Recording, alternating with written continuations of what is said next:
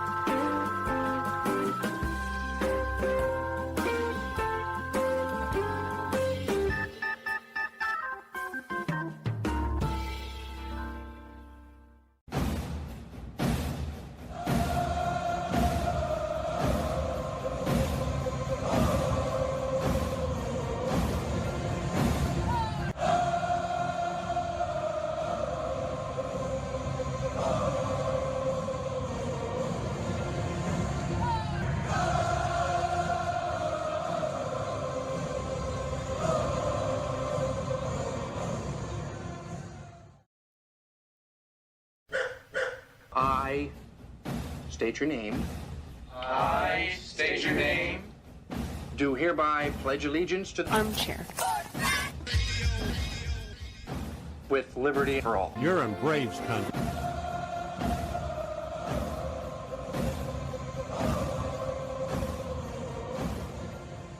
Ladies and gentlemen, please direct your attention now to the area in front of the pitcher's mound for tonight's ceremonial first pitch. You can't drink like me, you can't smoke like me, so don't try and be like me. Let's party together. There's something kind of about a kid that's never played baseball.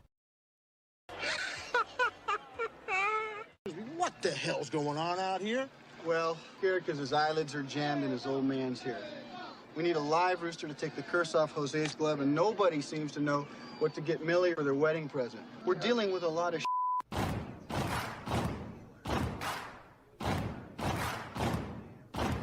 Baseball is a beautiful thing.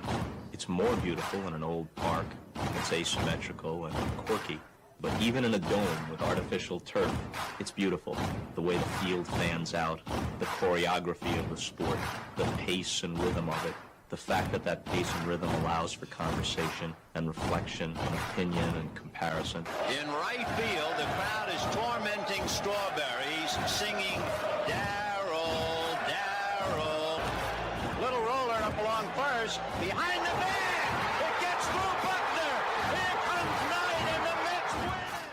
fly ball deep to left. It's on its way. There it goes. And the Yankees are going to the World Series. Aaron Boone. Ground ball stabbed by Polk. He has it. He underhands to first for the first time in 86 years. The Red Sox have won baseball world championship. Can you believe it? It's a pastime, something you do. It's entertainment, something you watch.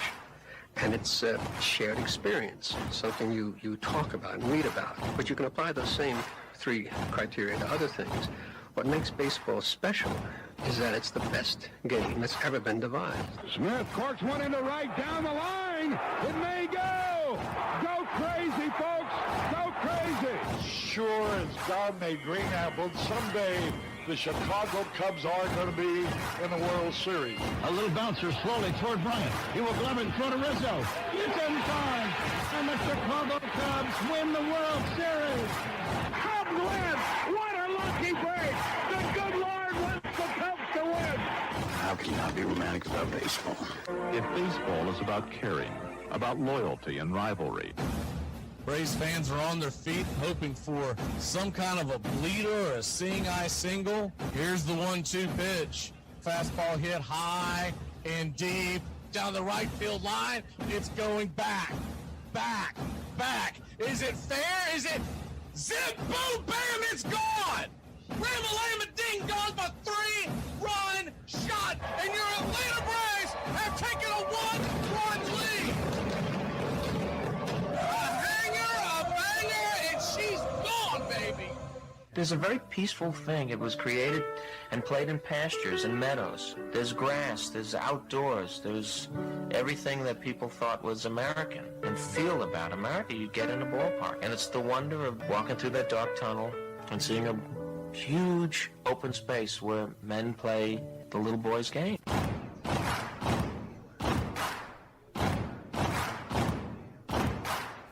People will come. They come for reasons they can't even fathom. I'm not sure why they're doing it. They'll arrive at your door as innocent as children longing for the past. They sit in shirt sleeves on a perfect afternoon. They have reserved seats somewhere along one of the baselines. That when they were children, cheered their heroes. It'll be as if they dipped themselves in magic waters. The memories will be so thick that I've brushed them away from their faces. People will come. The one constant through all the years has been baseball. America has rolled by like an army of steamrollers. Been erased like a blackboard. Rebuilt and erased again. Baseball to mark the time. This field, this game, is a part of our past. It reminds us of all that once was good. And it could be again.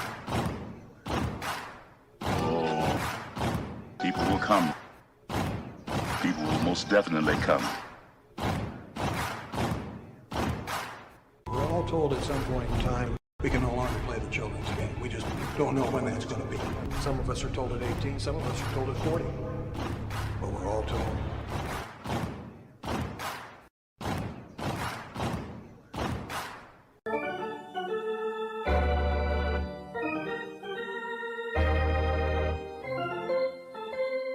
I believe in the Church of Baseball. I've tried all the major religions and most of the minor ones. I know things. For instance, there are 108 beads in a Catholic rosary, and there are 108 stitches in a baseball. I prefer metaphysics to theology. You see, there's no guilt in baseball, and it's never boring. It's a long season, and you gotta trust it. I've tried them all, I really have. And the only church that truly feeds the soul day in, day out is the Church of Baseball. Which team do you play for? Well, I'm a... Well, I was just wondering, because I couldn't figure out why you would throw home when we've got a 2-run lead. You let the tying run get on second, and we lost the lead because of you. Touch 'em all, Joe. You'll never hit a bigger home run in your life.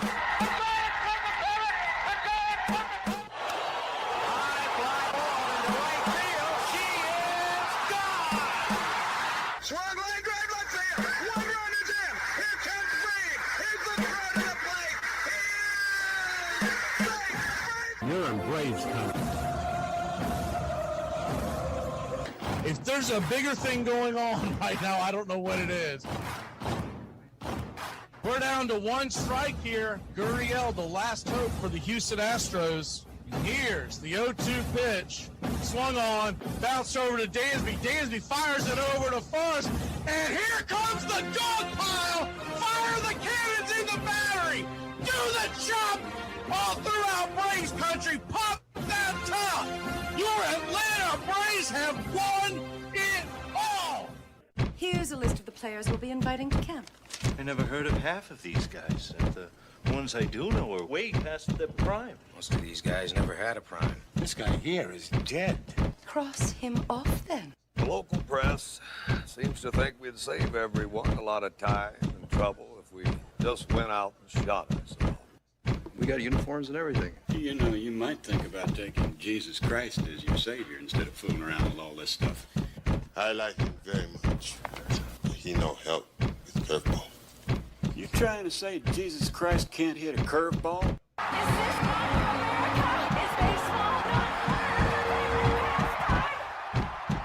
But I'll tell you, these fans are great. Listen to them. Hey, way to go, Rick. Oliver Heil loves you. Come on, baby. Come on, Ricky. Come on, Ricky.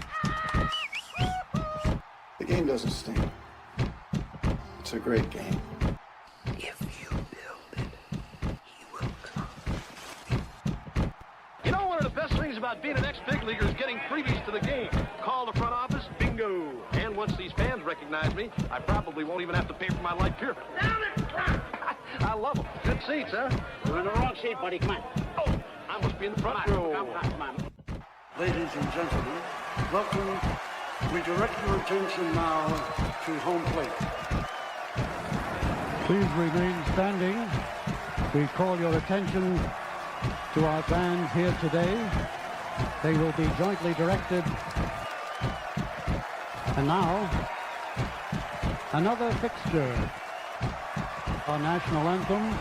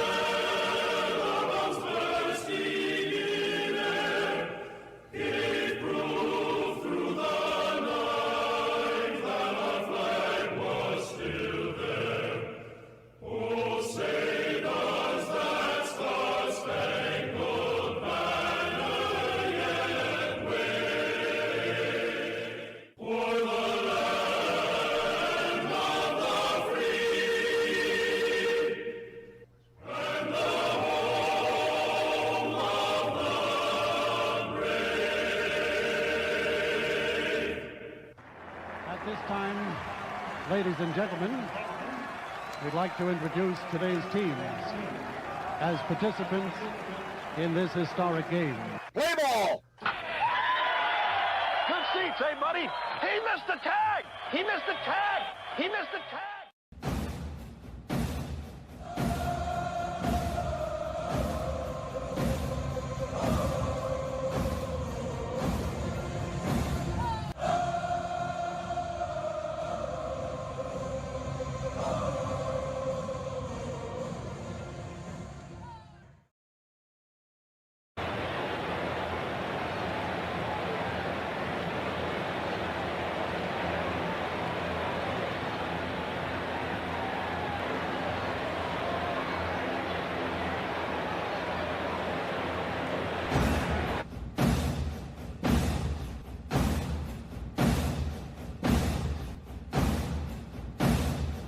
Welcome to Braves Country Radio. We are excited to bring you a brand new season, your home for the classic call of radio baseball.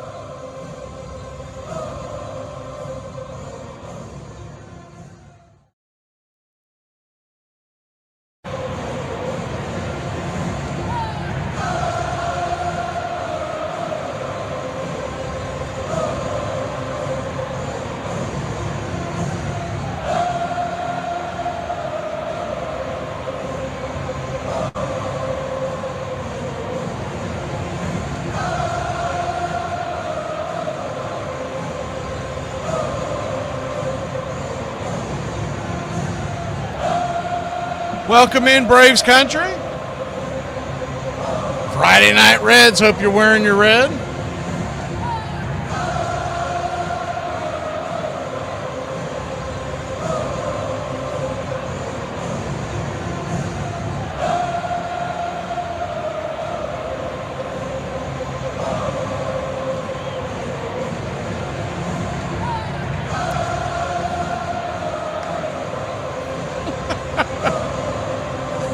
Rosemary, you make me laugh.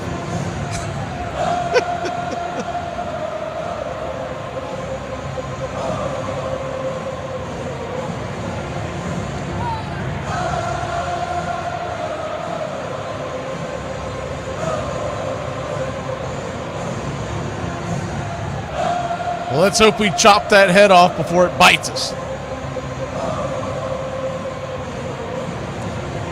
Chris Sale firing his final warm-up tosses. Braves are in their red jerseys. Braves across the chest in navy, outlined in white. Same with the tomahawk. It is striped in gold. Blue ball cap. Red bill and the white A representing the city of Atlanta. From Boston to Milwaukee to the A, your Atlanta Braves, America's team since 1871, the longest running sports franchise in North American history. And it is time to play ball. And as soon as the 3D kicks in, we will bring it to you. The Snakes are in their black jerseys, neon piping. Looks like we're getting it early today, so that's a good sign.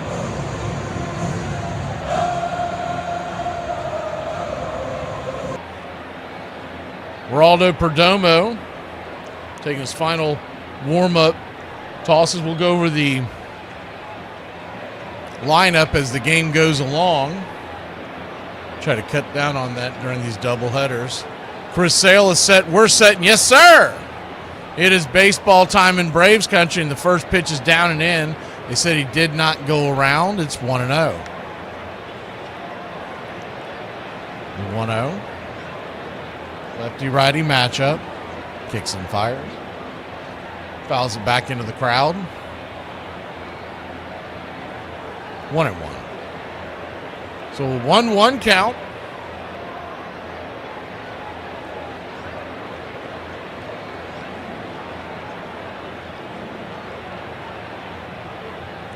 Brings it. Inside, just missing his spot. Ball 2, 2-1.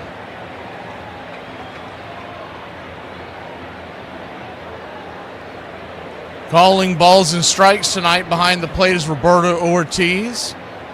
Your first base umpire is Jim Wolf. Edwin Jimenez is manning second, and down the third base line, it's Alan Porter. As the 2-1 sweeps across the right there across the belt for a strike, it's 2-2.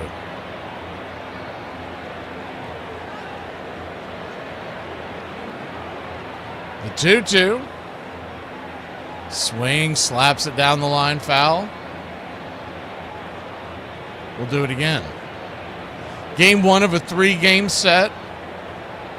And this Arizona Diamondback club, they are in the thick of the MLB National League wild card race. We'll get into that here in a little bit.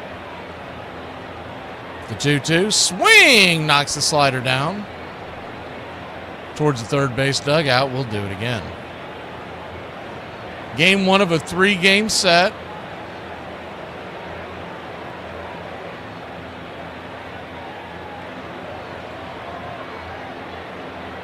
The 2-2 from Sale.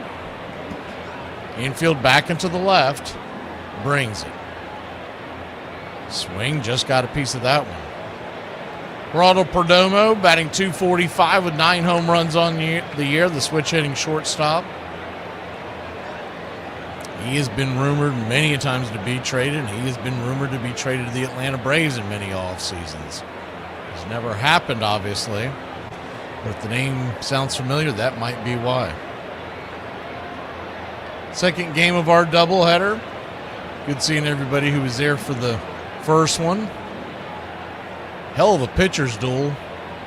The Cubs won that one 3-0 off a 1 home run swing. The 2-2 fouls it down the line. So he's making them work, that's for sure, to start the game.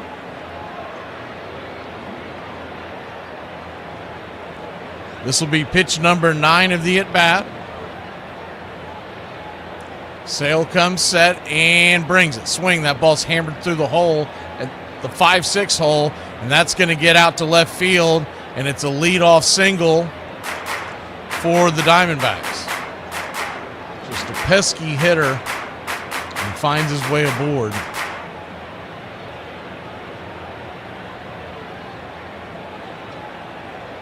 That'll bring Corbin Carroll to the plate, lefty-lefty matchup. You may wonder, why is Corbin Carroll in the lineup? Why is he up so high in the lineup versus the left-hander? He actually has been hitting left-handed pitching really well this year, so you can't just lay one in there to him. Lefty-lefty matchup, first pitch, upstairs. Called for a strike, it's 0-1. Little top corner action. The 0-1 count.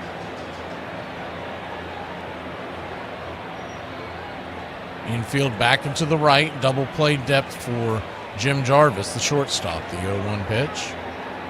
Swing, slaps it towards left, and Dubon misplays it. Goes over his head, and it's kind of lollygagging getting back to the ball, but he will get to it before the run scores. And runners on second and third, and nobody out. He just overran the ball. This is not starting off well for your Atlanta Braves. He misread that.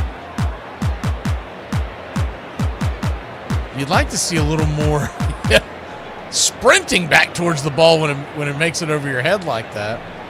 But anyways, 2 on, nobody out in the infield. They're going to play back to try to avoid the big inning. Thankfully, we see that. Typically, we see the Braves not do that. Typically, we see the Braves come in, especially when they're going up against a tough right-hander like Brandon Pfaadt tonight. First pitch on the way, swing, chops it down the line. It's 0-1.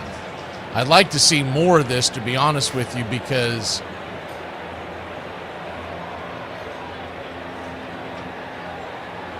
you open yourself up to a big inning. I get the idea not wanting them to score, but the 0-1 count. Swing, chops it back foul, just got a piece of it. It's 0-2. Left to right across the outfield for your Atlanta Braves, it's Dubon, Harris, and the Az. Acuna's your designated hitter tonight. Round the horn, third to first, Riley, Jarvis, Ozzie, and Olsen. Drake is behind the plate, and of course Chris Sale is on the bump. Just getting going, 0-0. 2 on, nobody out. And usually with Chris Sale, if you're going to get to him, you got to get to him in the first couple innings. After that, he usually locks in. Just missing his spots. The 0-2, swing. Checks that slider down the third baseline. Will do it again. 0-0 your score. They did give him an error. I wasn't sure if they were going to give him an error or not. I do believe the ball barely touched his glove as he ran in. He charged in as the ball was hit. It kept carrying. The 0-2 pitch, swing, chopper over towards first. Olsen's got it. He will tag the runner coming up the line, but that will score the run. And productive out, because not only did that happen, but the runner at second has moved down to third.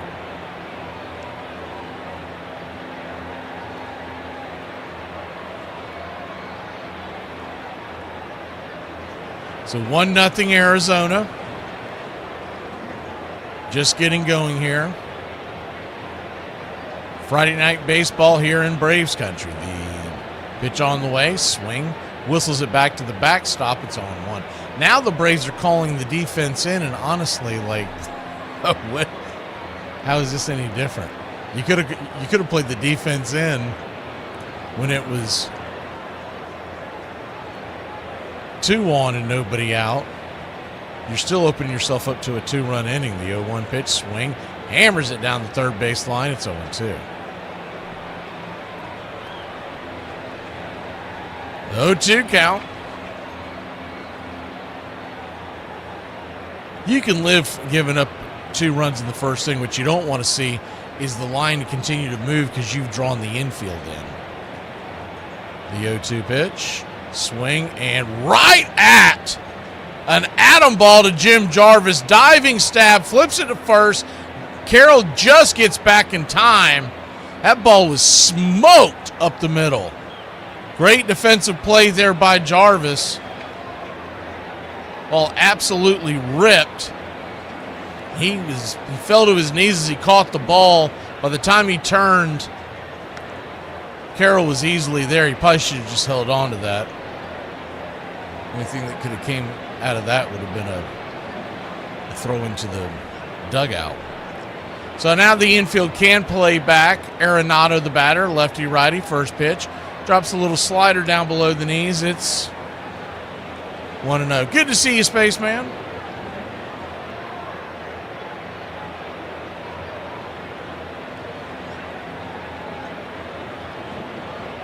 For those of y'all in the fantasy football draft, we've got it pinned to the top of the order that the computer generated a couple of nights ago. The 1-0 pitch is swung on and chopped foul, 1-1. Nolan Arenado, the former Cardinal, the former Rocky. Pretty good year this year. 18 home runs. A lot of people have given up on him, batting .242. The 1-1 pitch. Misses high.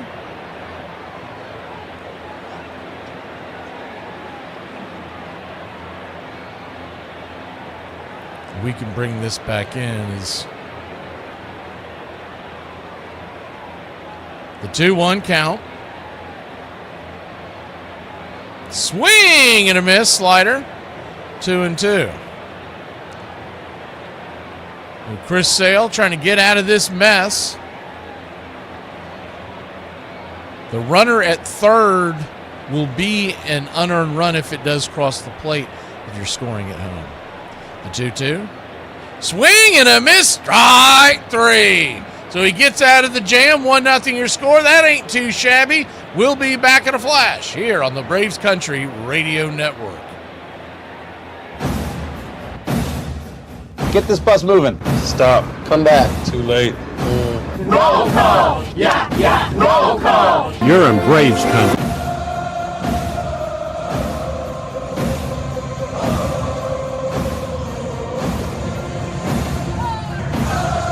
Good to see you, Bobby B. You're the coach for me.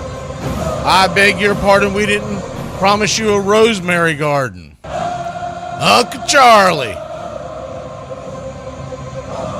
Uncle Charlie, did you track down those porch pirates? Eric Falk. Darren. Big truck, keep on rolling.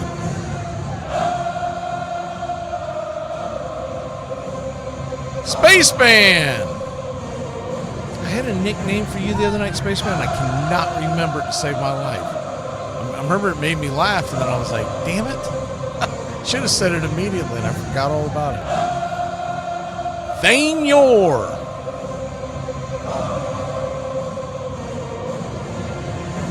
Mark Ricky Ricardo. Lucy, he's home. Uncle Charlie, Darren. James Fisher King. Right said Fred Reichner. Good to see you, sir. Scotty B. Eddie Rosario. Legend. Sarah Beth. Justin Green Machine.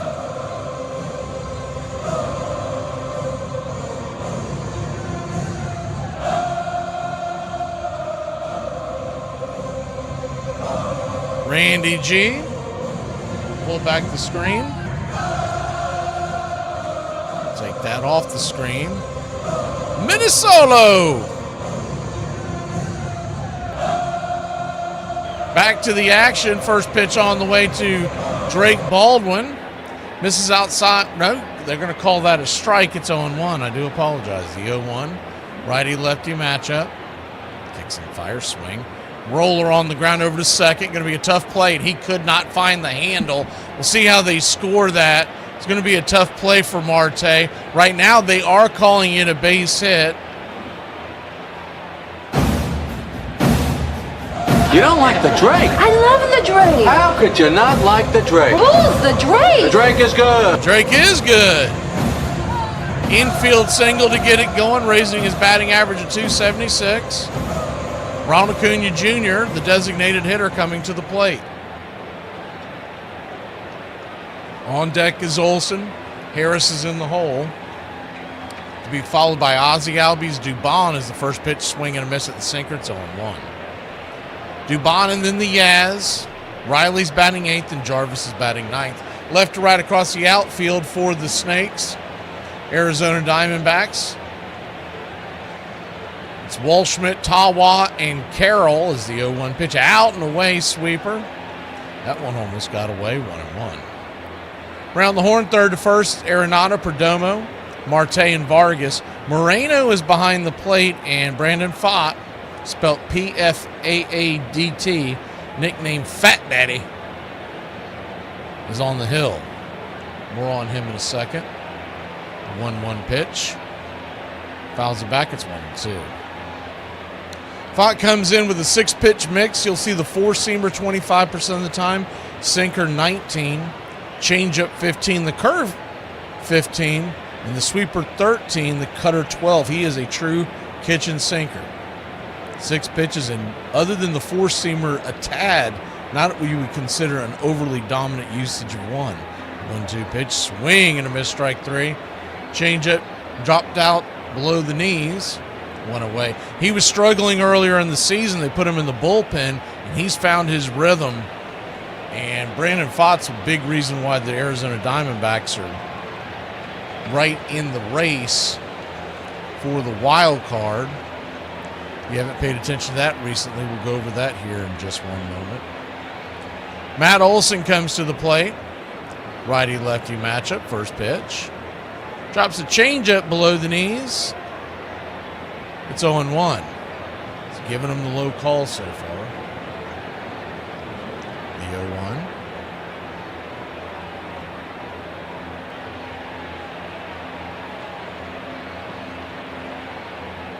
Kicks and fires. Swing and a miss. Four-seamer sizzling up top. 0-2.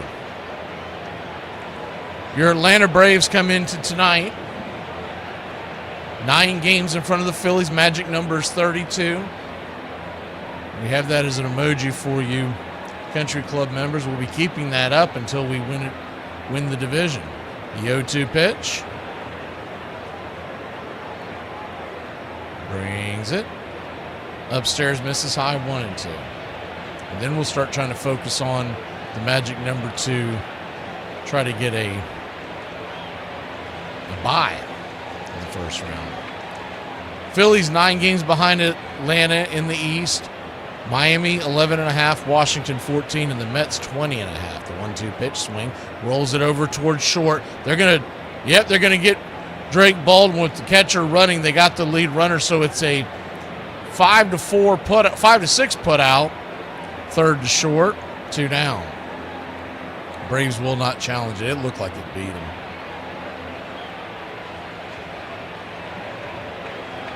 That's another one of those, and I'll say this 100 times if I say it once.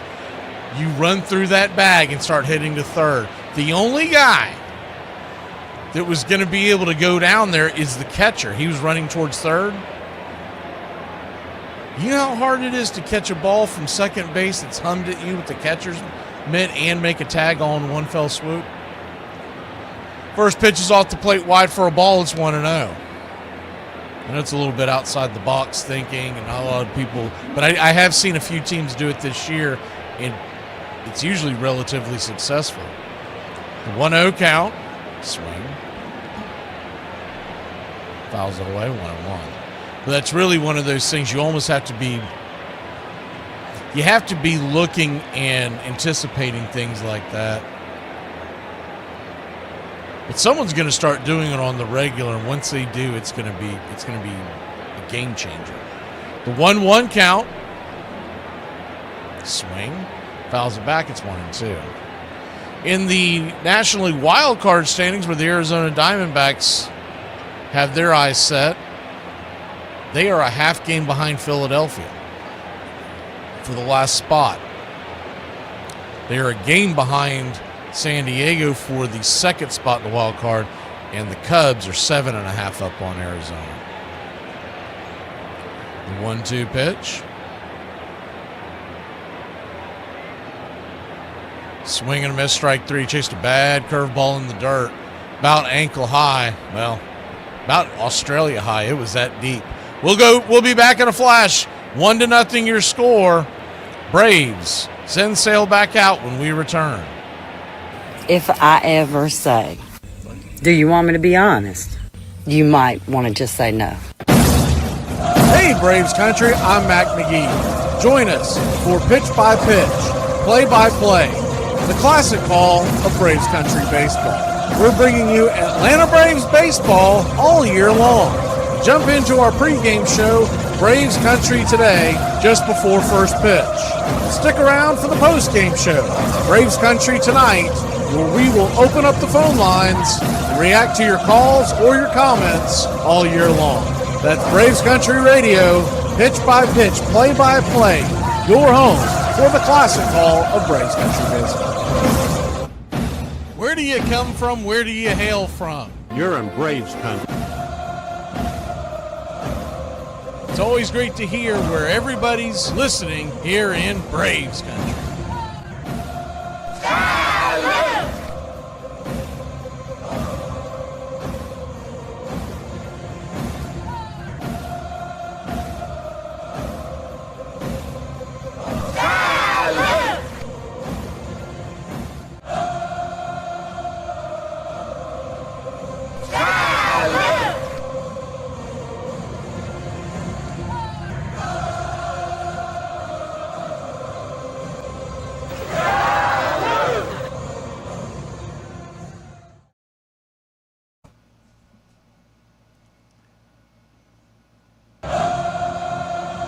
Welcome back.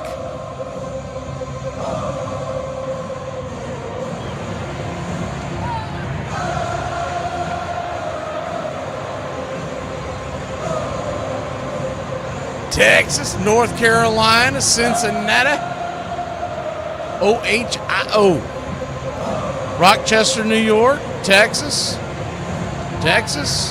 another Florida, Georgia, Alaska.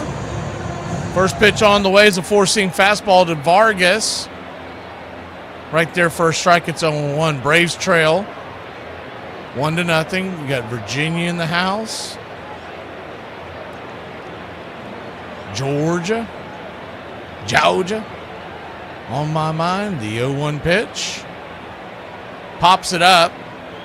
High in the infield. Underneath it is Matt Olson. F3 in your scorecard, one away.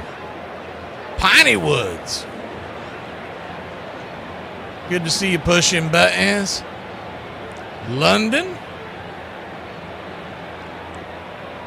I see London, I see France. North Carolina.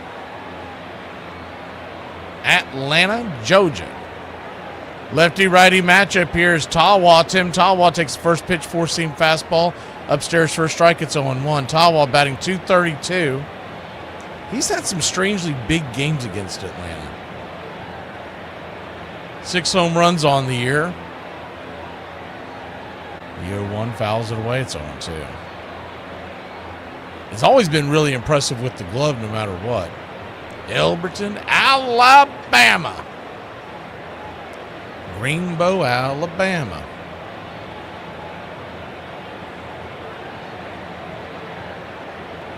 The 0-2, swing and a miss, strike three. 2 down.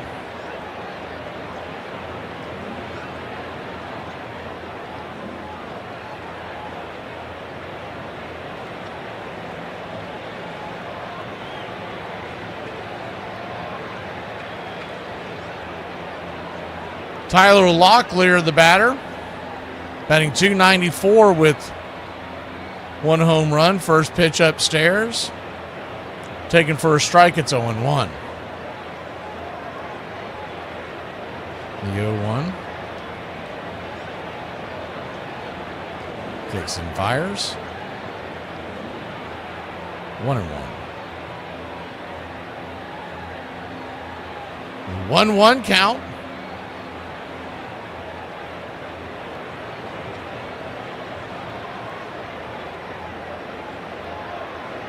Four-seam fastball, 1-2. If this guy comes to Braves country, I've already got one in the chamber for him.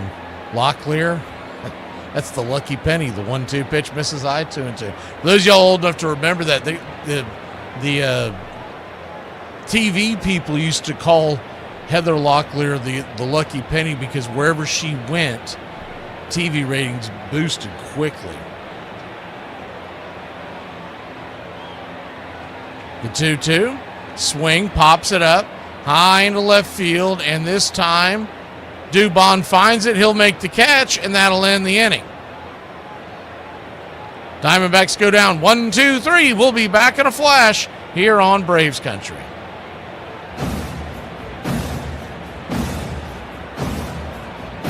Here are some baseball facts that you might not have known. The San Francisco Giants were very close to becoming the Toronto Giants. In 1976, Giants owner Horace Stoneham sold the team to a group of companies in Toronto. The Toronto Giants were set to debut later that year, but a U.S. court stopped the deal. After hearing the news, a man named Bob Lurie bought the Giants and kept them in San Francisco. What's the best part of being a Mets fan? To be honest with you, the character development, it really builds you for the rest of your life because it's such a miserable franchise. A lot of peaks and valleys with this team. So if that's the best part, what's the worst part? Probably May through September. Myers bringing it, and the pitch is hit in the air, foul, off first, Benzinger backing and calling, and the 1990 World Championship belongs to the Cincinnati Reds. Bell, left field, way back, Blue Jays win it! The Blue Jays are World Series champions as Joe Carter hits a 3-run home run in the 9th inning, and the Blue Jays have repeated as World Series champions. Touch them all, Joe. You'll never hit a bigger home run in your life.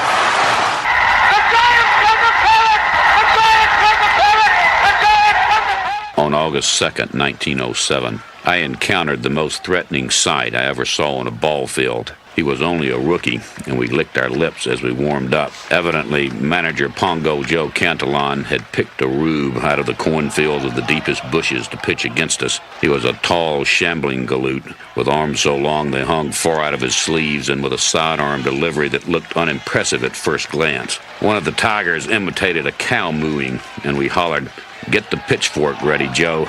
Your hayseed's on the way back to the barn." The first time I faced him, I watched him take that easy wind-up, and then something went past that made me flinch. The thing just hissed with danger. We couldn't touch him. Every one of us knew we'd met the most powerful arm ever turned loose in a ballpark. Ty Cobb. Welcome back. First pitch on the way to Ozzie Albies. Misses outside the zone. It's 1-0. Ozzie Albies batting .256 on the year. 20 home runs. The 1-0. Drops that curveball there on the outer edge. 1-1. Ozzie's tied for second on the team in home runs with Michael Harris. Flat-footed tie at 20. Of course, Olsen leads the team with 35. The 1-1 pitch. Swing. Rolls it on the ground over to first. And it's a quick out. 3-1 on the toss. One away.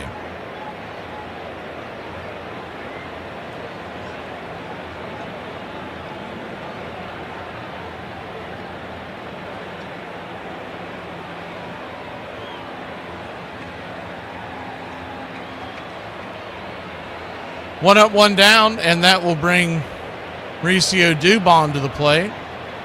First pitch swinging, and he'll lift that out to center field, an easy, lazy fly ball.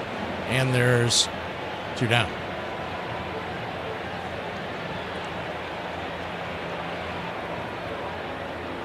Barossa is out there playing center field. Something must have happened to Marte. He has come out of the game. Barossa is in center. Tawa is at first. And Vargas moved over to second. Yaz comes to the plate. First pitch was a strike. It's 0-1. Righty-lefty matchup. The 0-1 pitch misses way outside wide, 1-1. So I'm going to try to figure that out for y'all. But I didn't see anything jump off the screen. But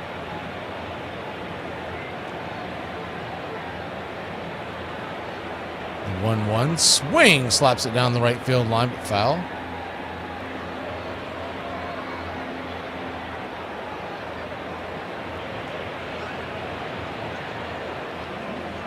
All it says is Ketel Marte has been removed from tonight's game. Well, no. Really?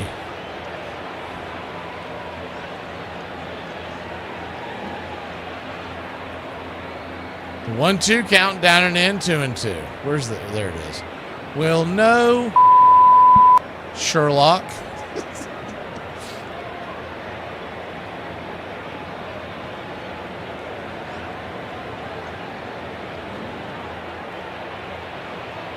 The 2-2.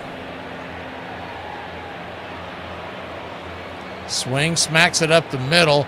A one-hopper off the mound, but right into the glove of Perdomo. That's just some bad luck right there. 9 times out of 10, it bounces like that. It bounces in a weird direction. Quick 1-2-3 inning. We go to the third, trailing by a swing here in Braves country. Coming out of retirement Whoa, for this whoa, one. whoa, what? Yeah. Buddy, I don't know who you are. You're about to get chlamydia. Here are some baseball facts that you might not have known. Billy Wagner is possibly the best left-handed reliever of all time. Despite being a lefty, Wagner was born a natural righty. At the age of 7, he broke his right arm not once, but twice. While recovering, Billy learned to throw left-handed, and the rest is history. You might think that the St. Louis Cardinals are named after the bird, but that's not the case. In 1899, a reporter named Willie McHale overheard a woman talking about the, at the time, St. Louis Perfectos uniforms, saying that they were a lovely shade of cardinal. Fans liked the moniker Cardinals, and the name stuck. Armchair. Washington manager Joe Cantillon had received a report about a 19-year-old pitcher said to be tearing up the Idaho State League. This boy throws so fast you can't see him, the scout said, and he knows where he is throwing because if he didn't, there would be dead bodies all over Idaho. Walter Perry Johnson was a modest country boy from Humboldt, Kansas, with broad shoulders, long arms, and a curious motion that delivered the ball faster than any other pitcher had before him, and perhaps none has since. Still, he was cautious. Before signing up, he asked for a return ticket home, just in case things didn't work out back east. Things did work out. Johnson hurled the ball so fast that one batter left the box after 2 swings. The umpire told him he had a third swing coming. I know, he said, and you can have the next one. It won't do me any good. There's only one way to time Johnson's fastball, said Bertie McCree. When you see the arm start forward, swing. Another batter simply shook his head. You can't hit what you can't see.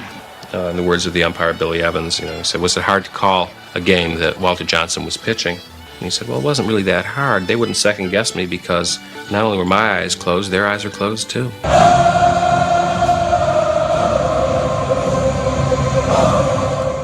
Welcome back.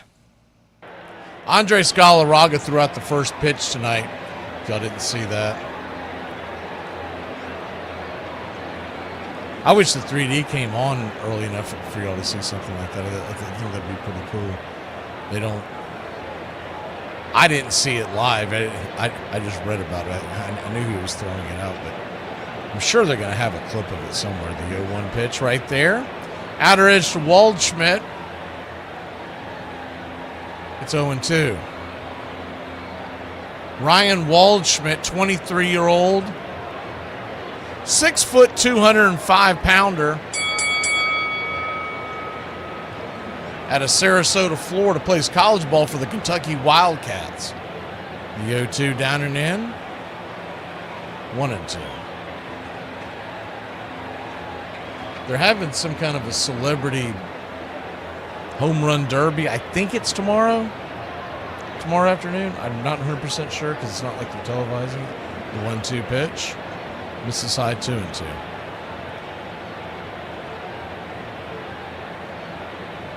I would think Galarraga's in it. I don't know if he is, but he looks like he could still swing that bat. The 2-2. Swing, hammers it down the line, foul. Kevin Pillar has one of the teams. I didn't hear who the captain on the other team is. They called one of the teams Team Pillar.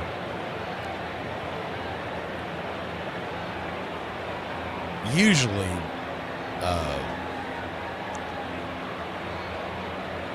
Frenchie ends up being involved in that. The 2-2 pitch, swing, smacks it on the ground over towards short. It's going to be a 6-3 put out. Perfect grab and flip by JJ, and there's one away.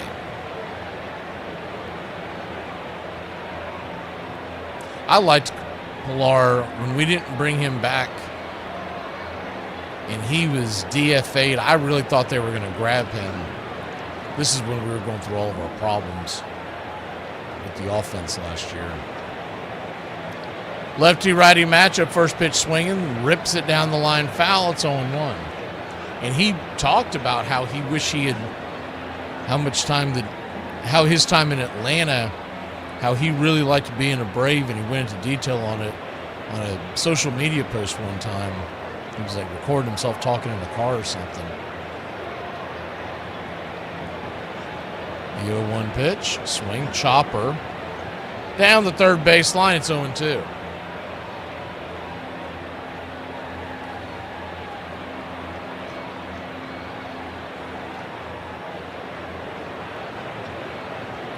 The 0-2 count. 1-0 your score. We'll keep you updated with the Falcons and some of the other NFL games that none of them really, none of them matter at this point as the 0-2 inside 1-2. But the Falcons, they trail 10-0 at home to Denver. But some of y'all might be playing the ponies over in the pigskin area, and you might want to know the score. The 1-2 pitch. Swing! Fouls it back. Do it again.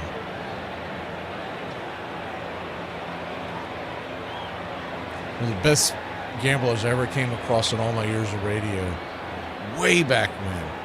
This guy, older guy, and he'd done really well. Anyways, it used to always amaze us because he never watched any of the games. The 1-2 pitch. Inside 2-2. And he'd turned professional, so there's the point where he didn't have a job because he made so much money doing the betting.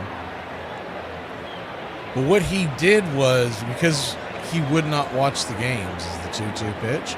Swing, smokes it down the left field line, bounces off the wall. That's going to be extra bases. Heading into second with a one-out double is Perdomo, and he is now 2 for 2 on the day. I thought it was pretty interesting with this guy because, man, Austin Riley almost had that. Leaping effort. Man, that ball, I think he was just a hair behind jumping. It looked like, at first look, I thought it had gone over, just out past his glove. But as he leapt, yeah, if he gets up just a hair quicker, he's going to be at least knock it down.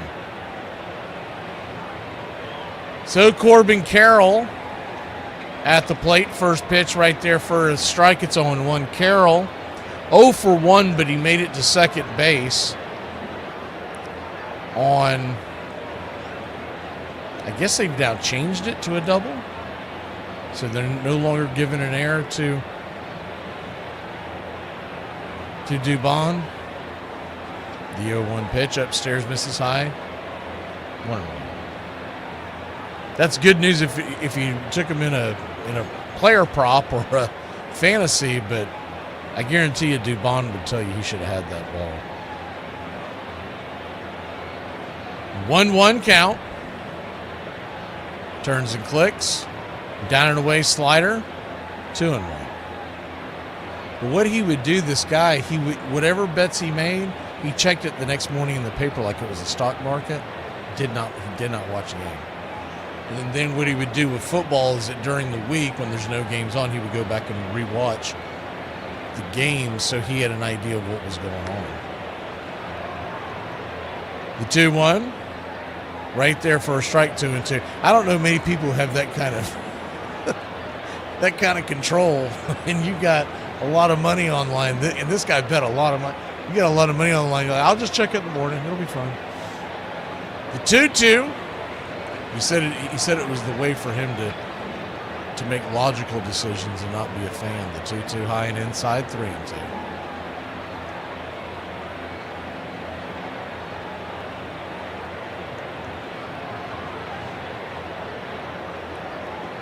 Full count.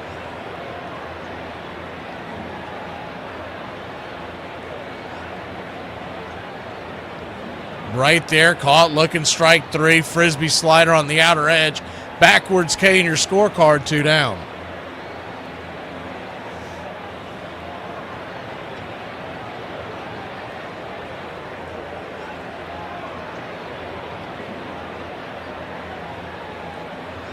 Yeah, Thane, I just, because what it was is he used to come into our restaurant, and this is long before you could bet on apps and whatnot. So he had a local connection. A couple of them is the first pitch on the way outside wide. It's 1-0. But he traveled to Vegas all the time. This guy lived out there basically. And he would come in and we would talk about it. And I would joke. I'd say, man, I'd much rather watch the games and be broke as hell than win and not be able to watch them. 1-0. Upstairs inside, 1-1.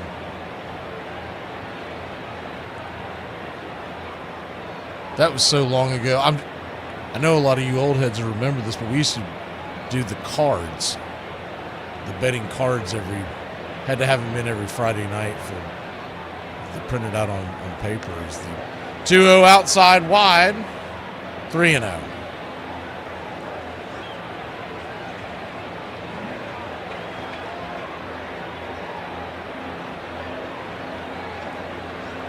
The 3-0 count, infield back into the left. There are 2 outs. Moreno, the number 3 hitter, right there at the knees, 3-1. Barossa is standing on deck. He's in for Marte. Still haven't seen anything on what in the world happened with him.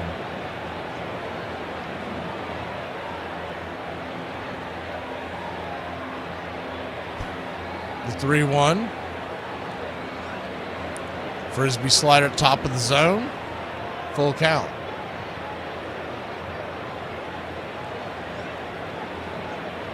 Left knee soreness is what they're calling it now.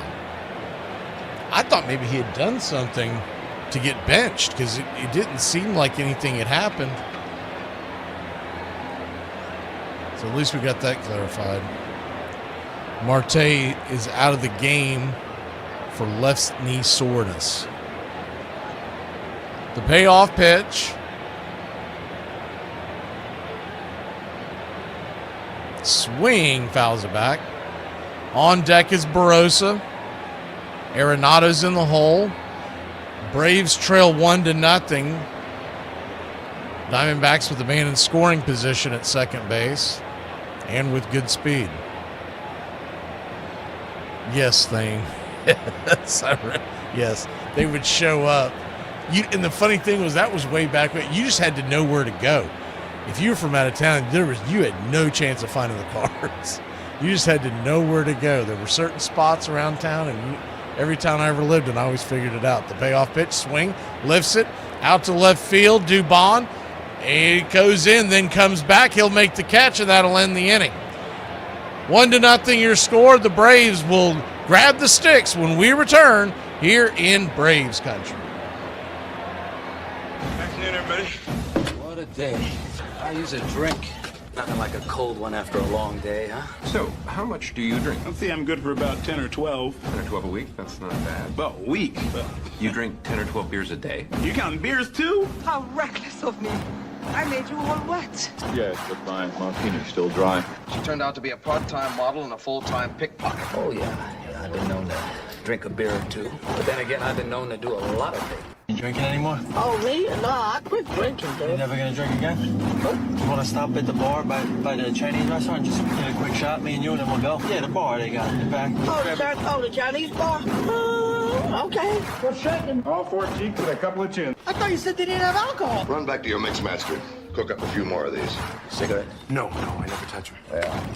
I suck them down like Coca-Cola. I expose people to magic. I expose them to something they're never otherwise going to see in their boring, normal lives. And I gave that to them. I may forget about them tomorrow, but they'll live with that memory for the rest of their lives. And that's a gift, man. One of the women said that she was afraid she might OD. I thought that was a lemon drop. I didn't think it was tequila. What's that got to do with me? You and me are going to have a small talk later on. I'll be busy thinking of things to say. Doesn't your wife ever complain that you never spend any time with her? Would you? Could you keep it down to a low roar? Some of us have to work. Put that money down, pal. Yeah, I'll be ready. There goes the 2 weeks at camp. I promised the kids this summer. My birthday, give me a beer, stick a candle in it, and I'll blow out my liver. Here's to feeling good all the time. Perfect. Cheers. Cheers. This crowd's back into it now.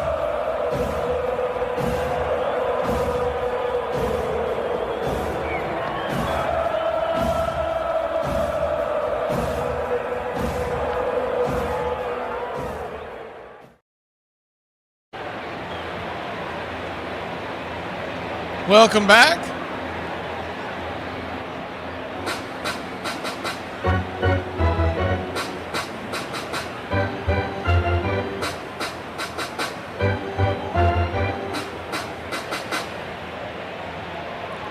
Righty-righty matchup. Austin Riley to the plate. Brandon Fott fires the first pitch, four-seam fastball.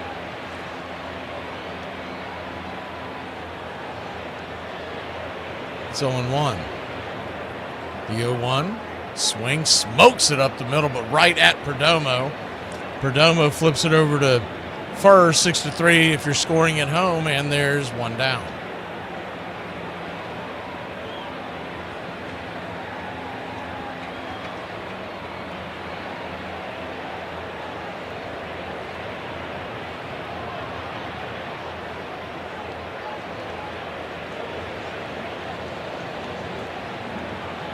First pitch right there to Jim Jarvis, the number 9 hitter, as Drake Baldwin steps up on deck. Right there for a strike. It's 0-1. The 0-1 outside wide. 1-1.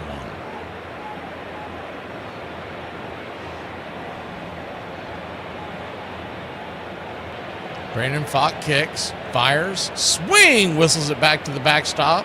It's 1-2. I think he might have broken his bat. Looks like he's just spraying that one down.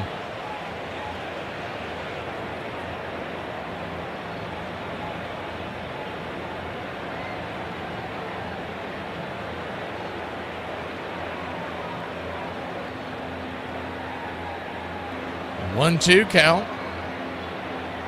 Who's starting for the Rams tomorrow? The swing and a miss curveball. Strike 3. Ball gets away, but they'll get him on a 2-3 put out. 2 down.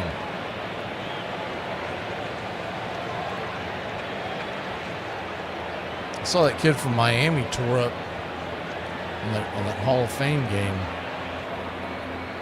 Him and the Georgia Tech kid, man, they were going back and forth. I guess the Georgia Tech kid had a hamstring injury. They're saying he's okay. Righty-lefty matchup. First pitch inside. Drake Baldwin. It's 1-0.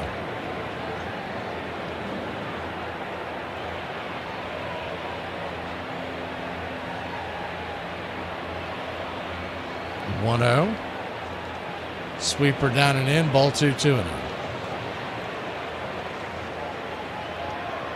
2-0 count.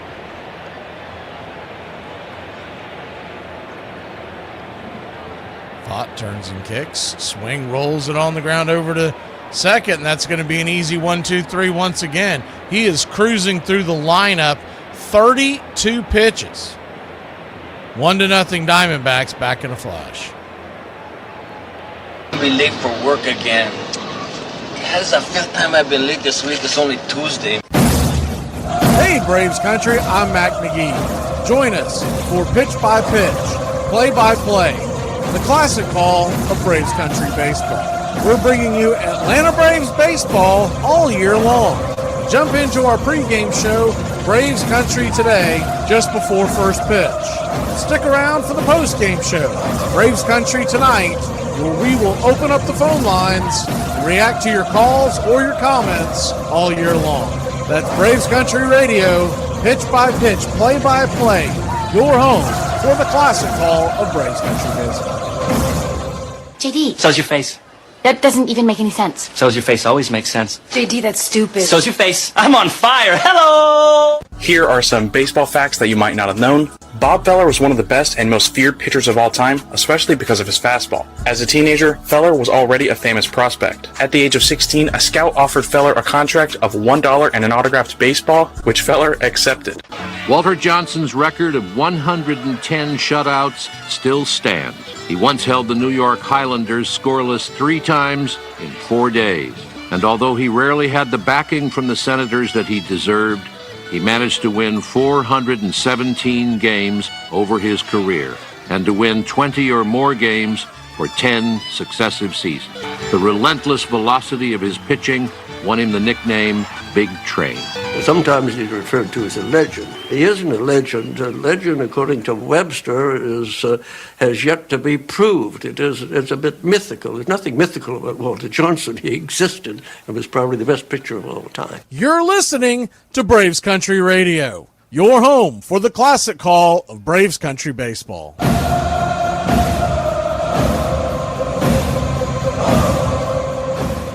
Welcome back. Chris Sale is going back to work, trailing by 1-0 your score.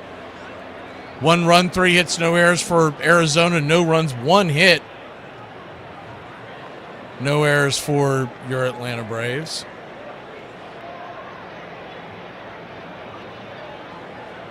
Lefty-righty matchup.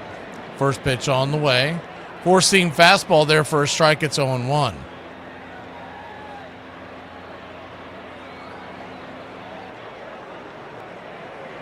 That's all. We got 1 damn hit. You can't say damn on the air. Don't worry, nobody's listening anyway. The 0-1. Infield back into the left. Barossa in for the injured Ketel Marte as the 4-seam fastball misses high. 1-1. They had to do a bit of a shuffle. That's why, look, guys like Dubon, I think they're worth more than the value of what they bring to the table offensively. Is the pitch inside. 2-1. Because when Marte went down on the injury, Vargas, who was playing first, had to slide over to second. The 2-1 pitch, swing, pops it up.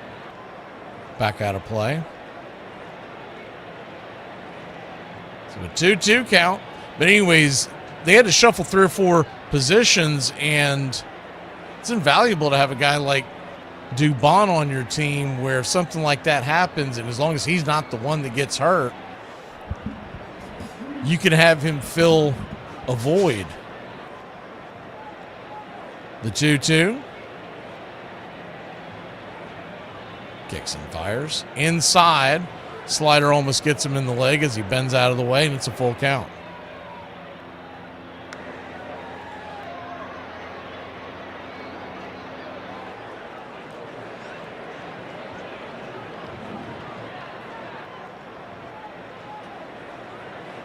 The 3-2 pitch, swing, lifts it high and deep into center field. Going back on the track. Right in front of the track is Michael Harris for out number 1. 75% of this great world is surrounded by water. The rest by Michael the Hawk Harris. F8 if you're scoring at home.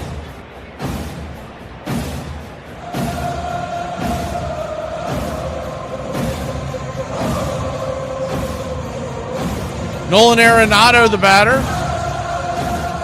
First pitch down and in. Called for a ball. It's 1-0. Arenado struck out swinging his first time up. Sale, by the way, he's at 65 pitches. The 1-0 right there at the knees, 1-1. Had a long first inning, and what you would like to see is a Not worried about the strikeouts right now, per se. You kind of want to get some quick outs. The 1-1 pitch, swing, chops it down the line, foul. 1-2.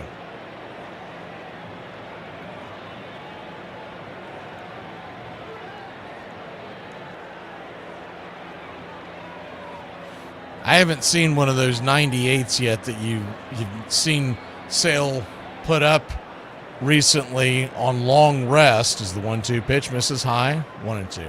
That one came in at 96. That's about where I've been seeing it top out at. But normally when that's happening, he's on several days rest, extra rest. Today it was just the one extra. The 2-2. Swing and a miss slider, man. That about broke his kneecaps. 2 down. Arenado had a look like, it was pretty funny when he came out of that swing as he was coming up. He looked back like, what the hell was that? Are y'all using a wiffle ball?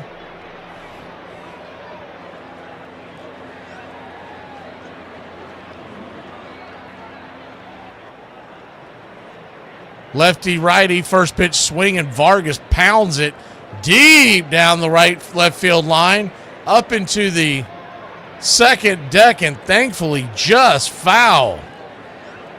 It's 0-1.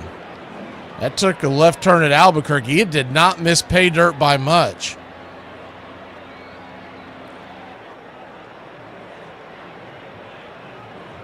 We all know preseason is meaningless, but the Falcons are getting pounded 17-0. Ugh. Some things never change. The 0-1 pitch, outside wide, 1-1. Jets and Bucks are tied at 10.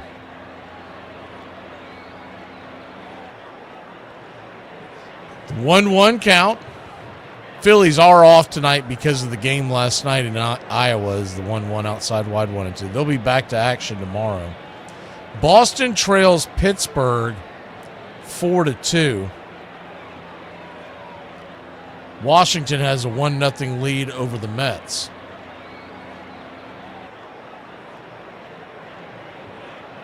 The 1-2 count. Sale looking in, the pitch, swing, pops it up. High into right center field, coming in, calling off Yaz is Money Mike, and that'll end the inning. Michael the Hawk Harris put a couple in his glove this inning. We'll be back in a flash. We go to the bottom of the fourth. 1-0 here in Braves country. People say, you're too old to be fighting. Well, you're too old to be talking to someone like me, because I will punch you in your damn throat. Hey, Braves Country, this is Mac McGee with Braves Country Radio. We are bringing you pitch by pitch, play-by-play of your Atlanta Braves all year long. Please like and subscribe today. It's free, and it helps us bring you more of the game we all love. Braves Country Radio, your home for the classic call of Braves Country Baseball.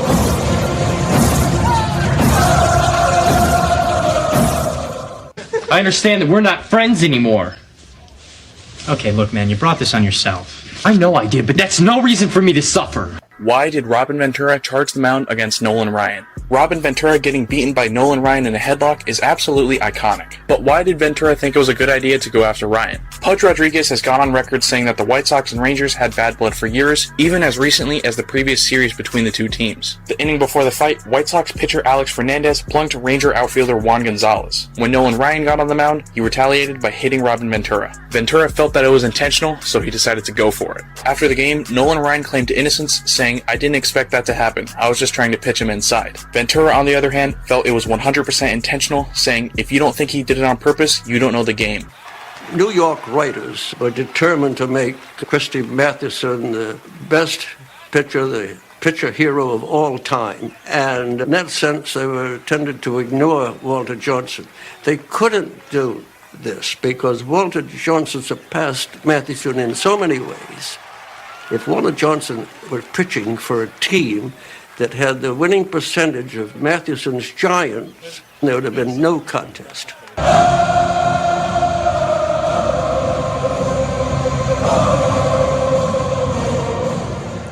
Welcome back. Ronald Acuna Jr. leads us off.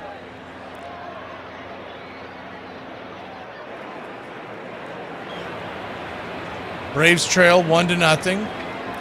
The 0-1 pitch, swing and a miss. It's 0-2. Acuna struck out his first time up. He's not looking too good the second time up.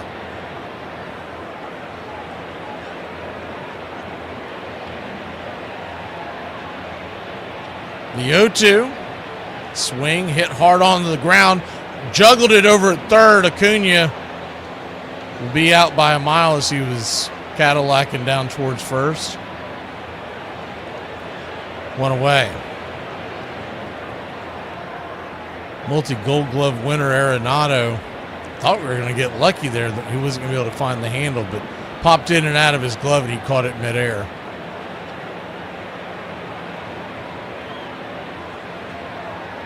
Matt Olson, the batter, up and in. For a ball, it's 1-0. Olson grounded into a fielder's choice his first time up, the 1-0. Right down the pipe, four-seamer, 1-1. Braves still with just the one hit. Fought, has not walked anybody. He's been very impressive. He started off the season as the 1-1 down away, 2-1. And a little bit of the doghouse, but they had to put him out there on the roster, so they put him in the bullpen, and he has found his release point. He was one of the main reasons why the Diamondbacks made the World Series in 23. The 2-1 fouls it back. Good to see you, D. How you doing, D?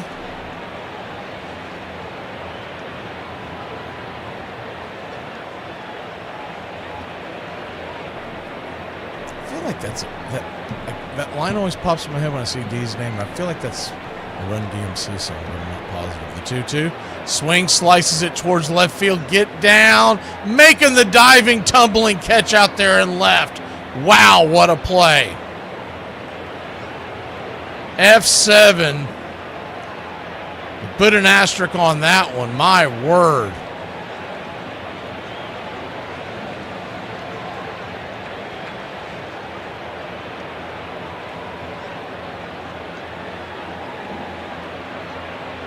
He was gunning towards the corner. When he finally made the catch, he went ass over tea kettle right into the warning track.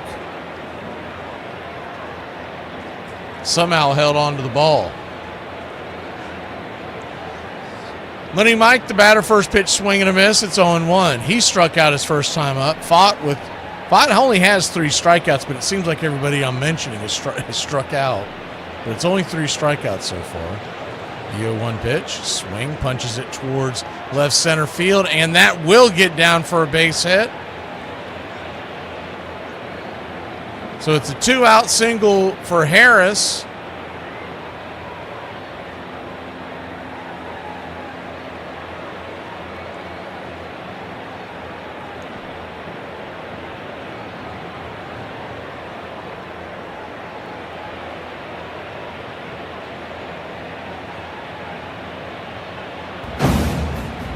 Apologize. What they know about that? God bless you, Mike. Keep your game tight. Never know. You know what I'm saying? I got a little razzle dazzle. Curveball down below the knees to Ozzy Albies. It's 0-1.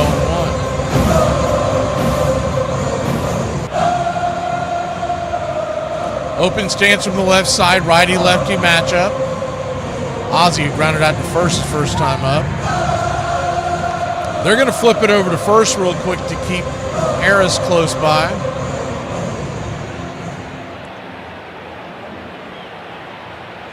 Brandon Fott still at only 44 pitches. I mean, they have not made him work at all tonight. And he's on pace for 7-8 innings easily. The 0-1 fouls it away. It's 0-2.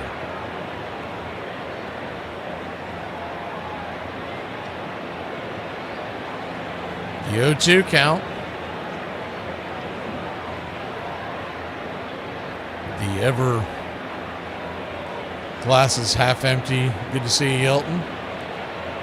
The 0-2 pitch down into the dirt. 1-2.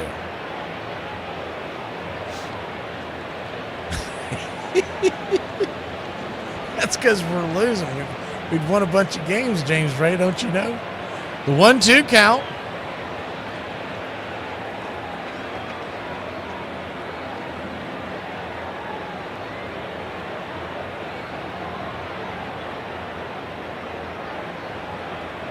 Time is called.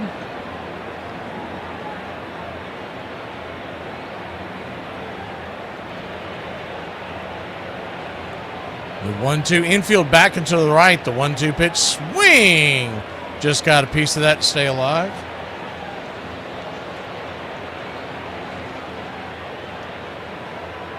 I always give them the benefit of the doubt in Atlanta, and it never works. Try to pull it back on the action camera. There's speculation, because I was reading a few threads on it. There's speculation that the reason why it does that is because those cameras have to be cleaned pretty regularly, and if they're not being cleaned, they don't rotate well. The 1-2 pitch. Swing, rips it towards right, but right at the right fielder, Corbin Carroll. Pretty good swing there, but Carroll was there. F9 your scorecard. We go to the 5th, trailing by 1 here in Braves country. War's over, man. Drop the big one. Well, since when are you the pudding kind? What? Over? Did you say over? Nothing is over until we decide it is. And it ain't over now. Who's with me? Let's go! I don't have to tell you things are bad. It's depression. Everybody's scared. Punks are running wild in the street. The air is unfit to breathe, and our food is unfit to eat. We sit watching our TVs as if that's the way it's supposed to be. We know things are bad, worse than bad. I want you to get mad. Will you fight? No! We will run! And we will live. Shame on you. This could be the greatest night of our lives. You're gonna let it be the worst. In this lifetime, you don't have to prove nothing to nobody except yourself. And after what you've gone through, if you haven't done that by now, it ain't gonna never happen. Wretched slugs. Don't any of you have the guts to play for blood? I'm your huckleberry. I'll put you out of your misery. Say wham. You gotta say, damn it, my life has value. And I'm gonna stay right here and fight for this lost cause. Intruder. Yes, you're an intruder. I was having a perfectly nice trip until you walked into my life. Hey! Let's just lying around. I want you to get up now.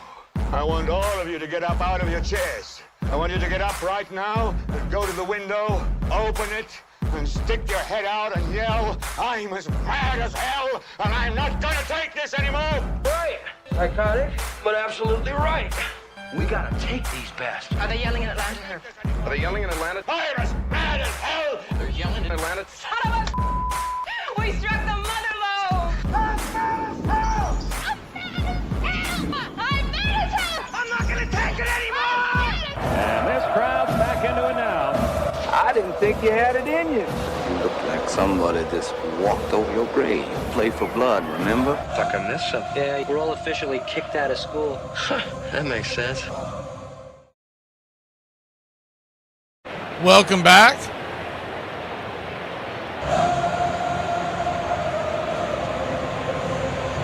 Chris Sale goes back to work. The first pitch is a slider.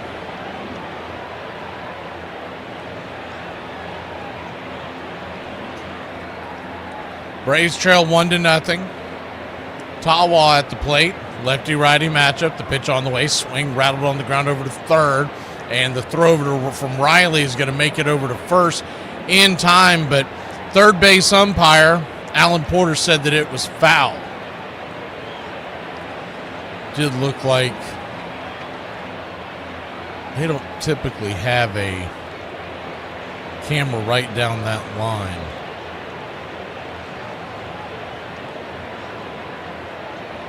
During the regular season, but it looked like it bounced fair before third, went over third fair. It might have been foul when it went behind.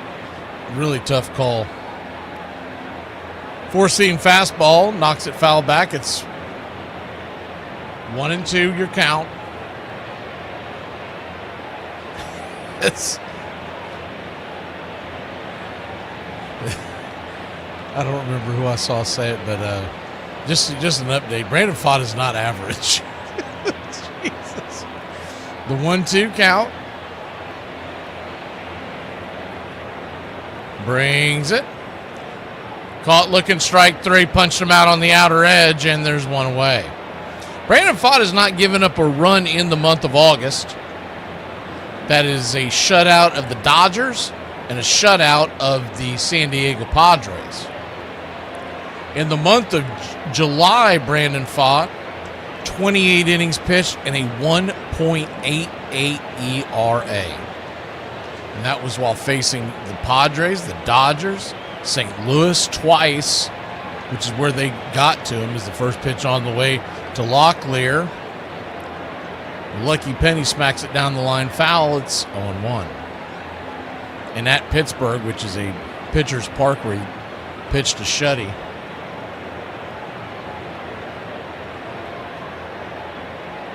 Once they put him back in the starting rotation, man, he's been elite. The four-seam fastball right there at the knees, it's 0-2. So an 0-2 count. For the year, his ERA is 3.22, but that doesn't even tell the whole story as the 0-2 pitch. Misses high, 1-2. And though that's a good ERA, when he started at the beginning of the season, he got clubbed by Detroit, and the Braves got to him as well. He wasn't hitting his spots. So when he finally got through the month of April, they put him in the bullpen as the 1-2. Swing and a miss. Strike three. Up top, Chris Sale, strikeout number 6. 2 down.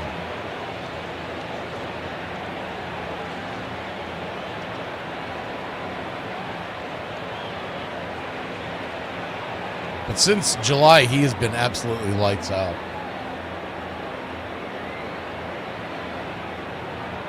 First pitch on the way, down below the knees.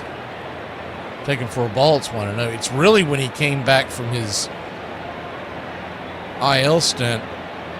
June 30th, he came back as a starter, 5 1/3, 1 run, and ever since then, he's been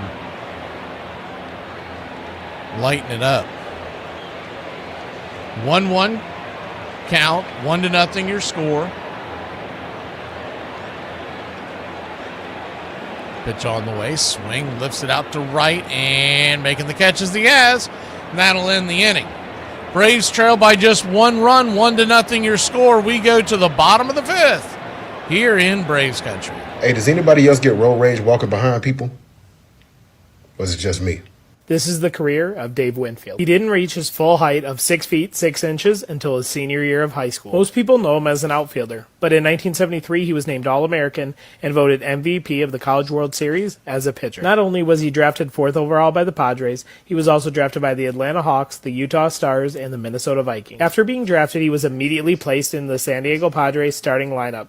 He never played a game in the minor leagues. In 1977, he appeared in his first All-Star game at Yankee Stadium. From 1982 to 1988, he drove in 744 runs and made the All-Star team every season. After signing with the Blue Jays, he became the 3rd oldest player to hit an extra base hit in the World Series at the age of 41. Next, he spent time with the Minnesota Twins, where he collected his 3,000th hit. He had a cannon for an arm, and no one dared run on him. This is evident by his 7 Gold Glove awards, 2 as a left fielder, and 5 as a right fielder. In 2001, he was elected to the Baseball Hall of Fame. He holds the distinction of being the first player to go in as a Padre. And don't forget, he wasn't afraid to charge the mound against Nolan Ryan. I swear, if I could go back in time and tell the woman that stood up for our right to work, I would.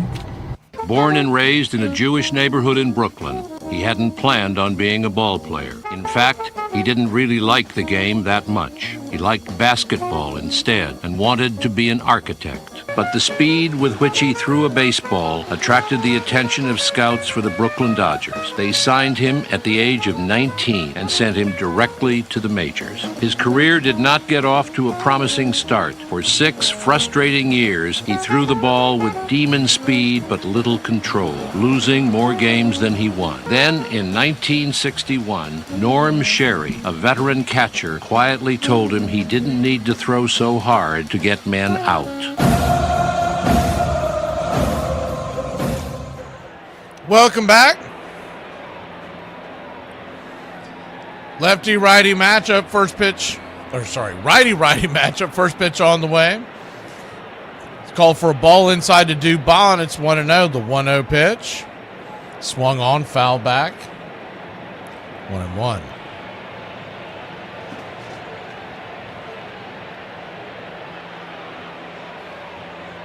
One count. Swing, whistles it backwards. 1-2.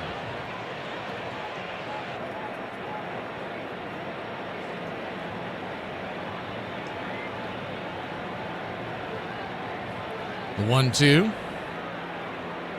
Swing, laces it towards left, but that'll be an easy catch out there after Wally adjusts to the ball. F7 in your scorecard, 1 away.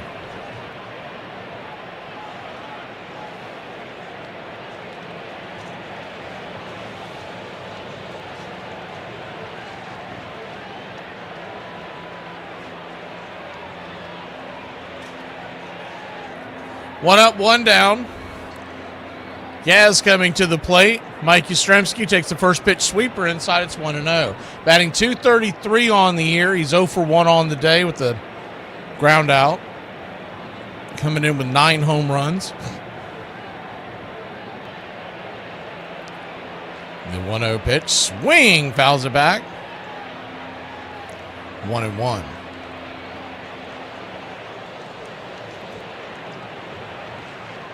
Coach for Atlanta's going to have some explaining to do. He's down 24-0 at home. His first preseason game. The 1-1 inside, 2-1.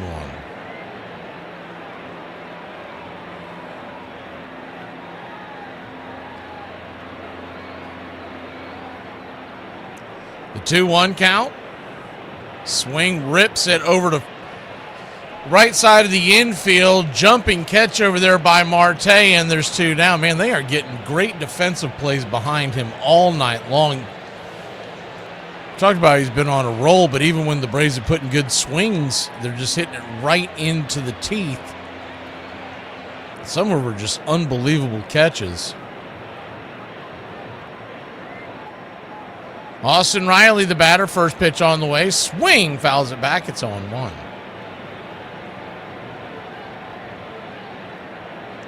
Amen to that there, Spaceman. Football season's just never been the same for me since I lost mine. The 0-1 count. Just below the knees. 1-1.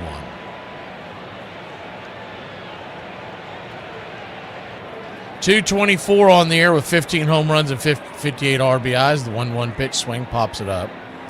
Right side over by the dugout. Will it stay in play? It will not. 1-2.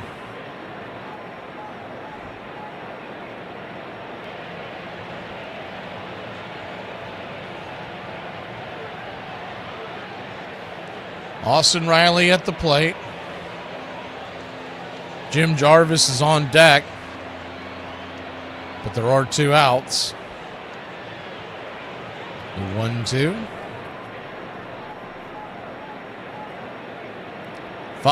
Just 58 pitches. Here comes 59.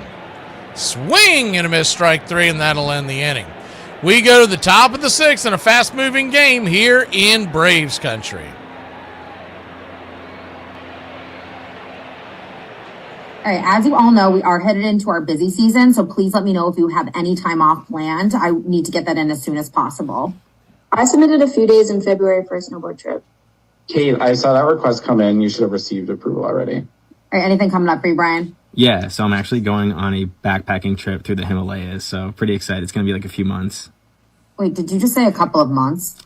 Yeah, well, it's actually technically 4, but unlimited PTO, right? I mean, per the employee handbook, so I figured, well, might as well use it. Those requests have to come through HR. Yeah, you can't just take a couple months off at a time. That's not how this works. Well, now I'm stuck with a non-refundable Sherpa fee, so not sure how we want to proceed or if the company can cover this, but... We're definitely not covering your Sherpa fee. I can tell you that right now. Warren Spahn, in his career, had 363 wins, 356 with the Braves, 4 with the Mets, and 3 with the Giants. Batting, he had 363 hits, 356 with the Braves, 4 with the Mets, and 3 with the Giants. He had 4 playoff wins, and you guessed it, 4 playoff hits. But for all Johnson's skill and speed, there was one hitter whom he could not seem to intimidate. A young Georgian playing for Detroit, who soon found a way to get hits off Johnson. Walter Johnson was a kindly man, the Georgian explained, and never really wanted to hurt anybody. It was useless to try for more than a single off Johnson. You had to poke and try to meet the ball. If you swung, you were dead. After he told me he was afraid he might kill a hitter, I used to cheat. I'd crowd the plate till I was actually sticking my toes on it, knowing he'd be so timid that he'd pitch me wide. Then with 2 balls and no strikes, he'd ease one up to get it one over. That's the Johnson pitch I hit. Ty Cobb.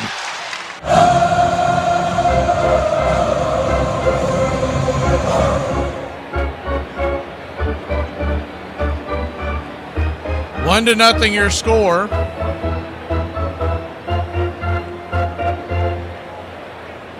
Chris Sale goes back to work. Pitch number 86 of the night, and the first pitch is down below the knees. It's 1-0.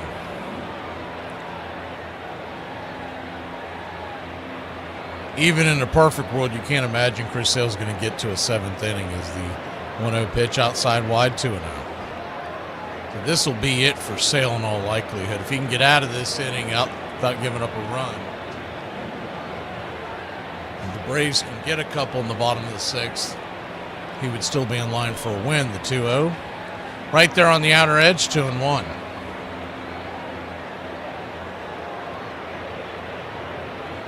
Two-one count.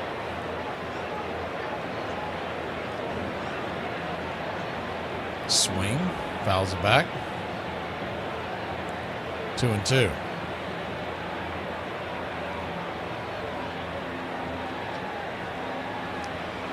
Erod is on the mound for the Diamondbacks on Saturday, and then Soroka on Sunday. The 2-2 inside. 3-2. Grant Holmes versus Rodriguez on Saturday, 7:15 first pitch. And then Bryce Elder versus Soroka at a 1:35, 3-2. Punches it down the line, foul.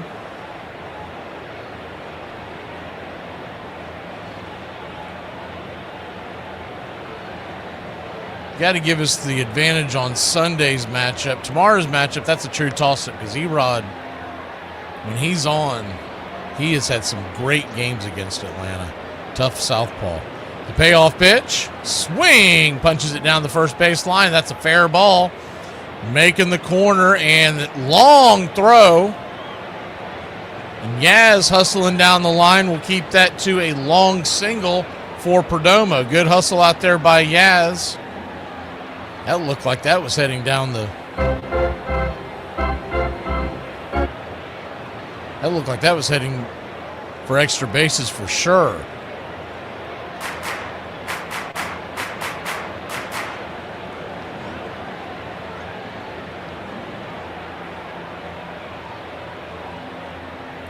Lefty. Corbin Carroll swing and a miss at the slider. It's 0-1. He's 1 for 2 on the day. Struck out his last time up. Doubled to left his first time. It was originally called an error. The 0-1 pitch. Swing, laces it towards left center field. Right center field, that's going to be down for a base hit. And Harris flips it into the infield. And they've got runners on first and second and nobody out. And Moreno, the right-hander batting .303, is coming to the plate.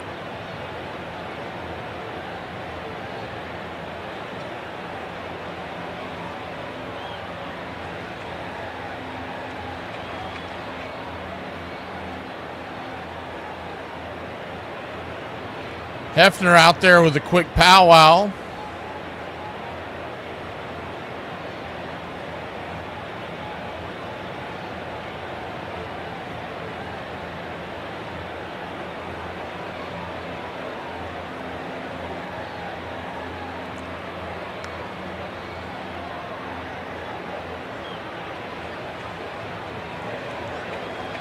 So first and second, nobody out. That's as close as we're going to get on the action cam. For whatever reason, their action cam's not working. Lefty, righty, first pitch upstairs. Called for a ball. That looked like a strike, and Drake is actually going to challenge this. See if he gets this right. It looked like it was a strike, and yes, he did. Came across with some numbers, by the way. We were talking about it the other night with Sleepy about the ABS. I was curious where we ranked and whatnot. The 0-1. Swing, chops it down the line, foul. It's 0-2.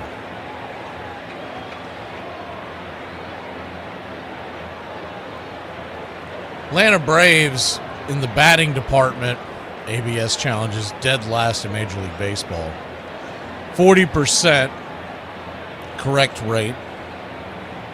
Arizona is second with 56% in all of baseball. The 0-2 pitch, swing, fouls it away.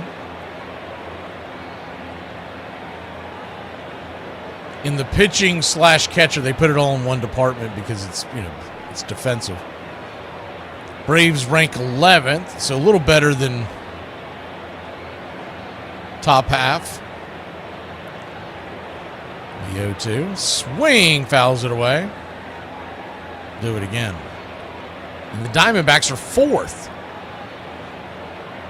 So overall, the Diamondbacks rank second in baseball at 61%, and Atlanta ranks 22. And the only reason why we're not much further down is because of the pitcher-catcher. The 0-2 pitch, swing and a miss, strike 3. And there's one away. That is strikeout number 7 for Chris Sale. That was his number in the desert tonight, over 6.5. So if you played that pony, you cashed in. By the way, the home plate umpire tonight, Roberto Ortiz.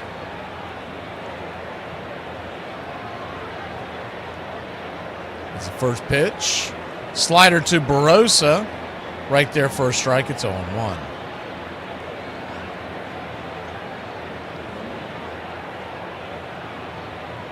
The 0-1.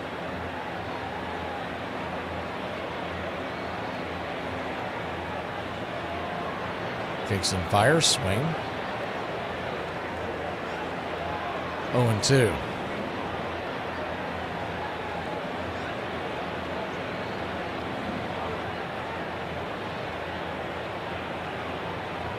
Oh, 2 count. His ABS rankings are bottom third of the league, Roberto Ortiz.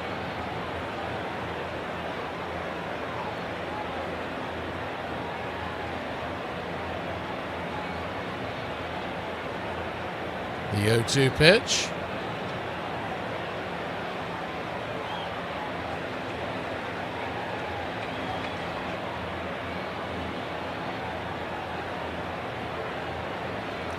I've lost the...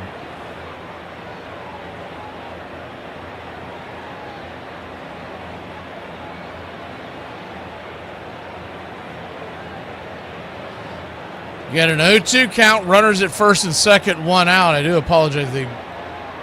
Their feed cut out.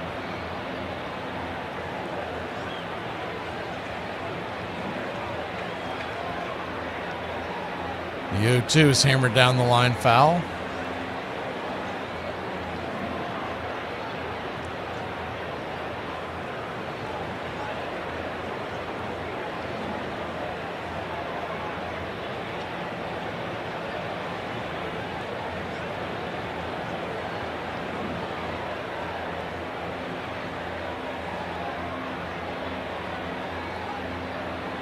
The 0-2 pitch. Swing and a miss, strike 3. Fastball upstairs. And there's 2 down. 2 down. That'll bring Nolan Arenado to the plate.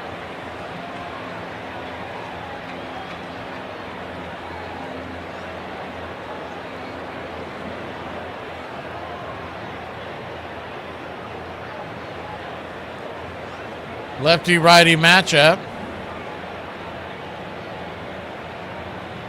First pitch swinging just got it, fouled it back. It's 0-1.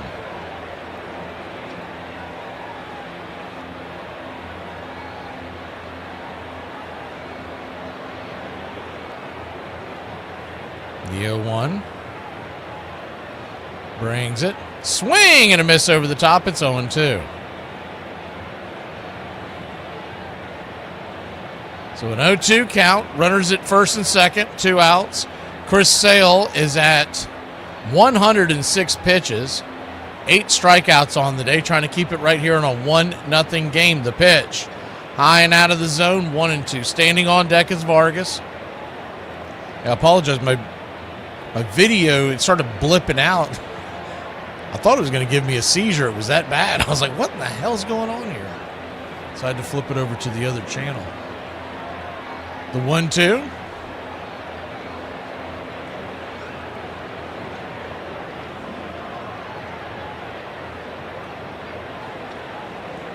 I had it on the Arizona cast because the Braves cast they kept doing interviews and taking up the screen as the 1-2 pitch. Swinging a miss, strike 3. Strikeout number 9 for Chris Sale, and we'll go to the bottom of the 6th. He gets a standing ovation. We'll be back in a flash here in Braves country. I feel like I've been having problems forgetting lately. And that may be the case today, because it seems like I got a lot of free time.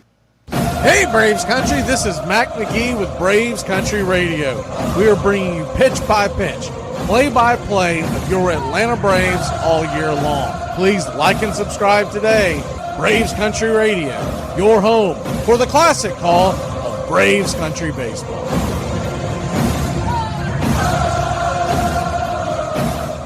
What do you consider your job skills to be? Skating. Yep. High-fiving. Skating and high-fiving. 5. Low-fiving. Low-5, the antithesis of high-five. And singing. Singing. So, what you're basically saying is you could be in Starlight Express if they ever are bold enough to mount it again. You're off drugs now. You're totally clean. I'm so clean, it's not even ridiculous. The Kansas City Royals are the 1985 World Champions.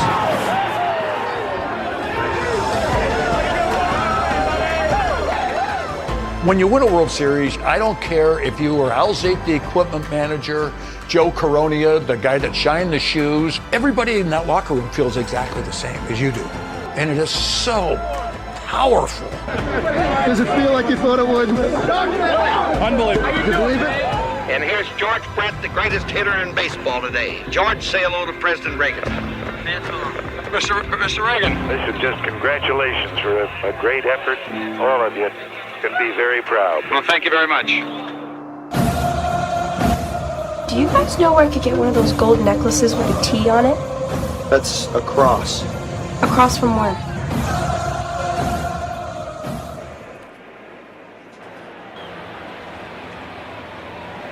Welcome back.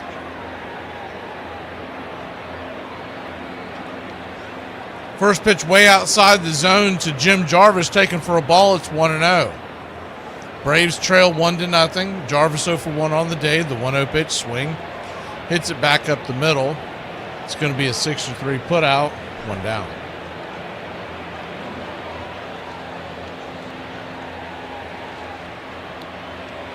Braves have gotten some decent swings on Fott, but he keeps going right into a glove. About the only way to beat this guy is to hit it over the wall. Hit them where they ain't over the wall.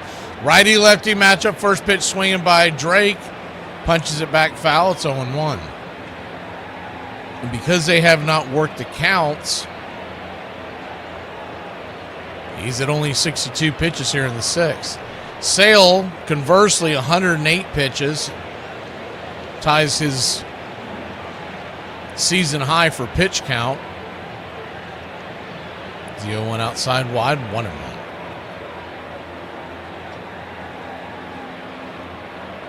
1-1 to Drake. Inside cutter, ball 2-2-1. Standing on deck is Acuna. In the hole is Olsen. And though he is cruising, if you look at the overall numbers, just 2 hits allowed, 4 strikeouts, no walks. The 2-1 pitch right there at the knees, 2-2. We know this lineup can heat up in a hurry, and a couple of swings, you got a totally different ball game. Phillies are not in action tonight. The 2-2. Swing. Lifts it backwards. Braves magic number 32. So if the Braves win tonight, it'll go to 31. If they don't, it'll stay put. Philly not involved in the equation at all. The 2-2. Swing, lifts it down the line, foul.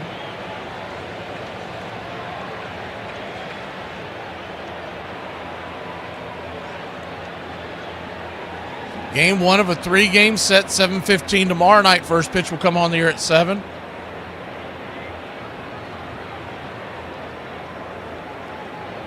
The 2-2 in the dirt. Good take there by the Drake. That was the curveball that he's gotten a lot of people on. That one was a little too far out in front of the plate. Phillies also play tomorrow night in the 7 o'clock hour against the Twins back in Minnesota. The payoff pitch, swing and a miss, strike 3. Changeup got him on the outer edge. A little bit off the plate, but a little too close to take. 2 down. And that'll bring Ronald Acuna Jr. to the plate, representing the tying run.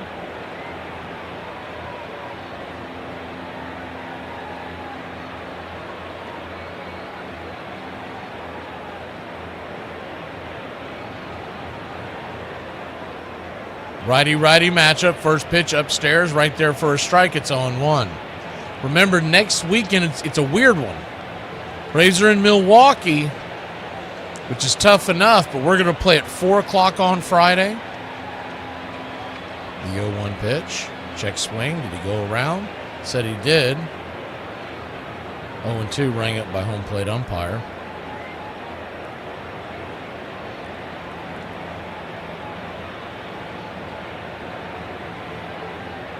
Roberto Ortiz rang him up before they even checked at the 0-2 pitch. Swing. Lifts it down the line, foul. So next weekend in Milwaukee, you're going to have a 4 o'clock p.m. Eastern, Friday afternoon game, early evening, however you want to look at it. A 2 o'clock Eastern Saturday game, and then Sunday night baseball in Williamsport. The 0-2 fouls it away. We'll do it again. That is the Williamsport Little League World Series MLB game they've been doing for several years. Braves were in it several years ago with Mets and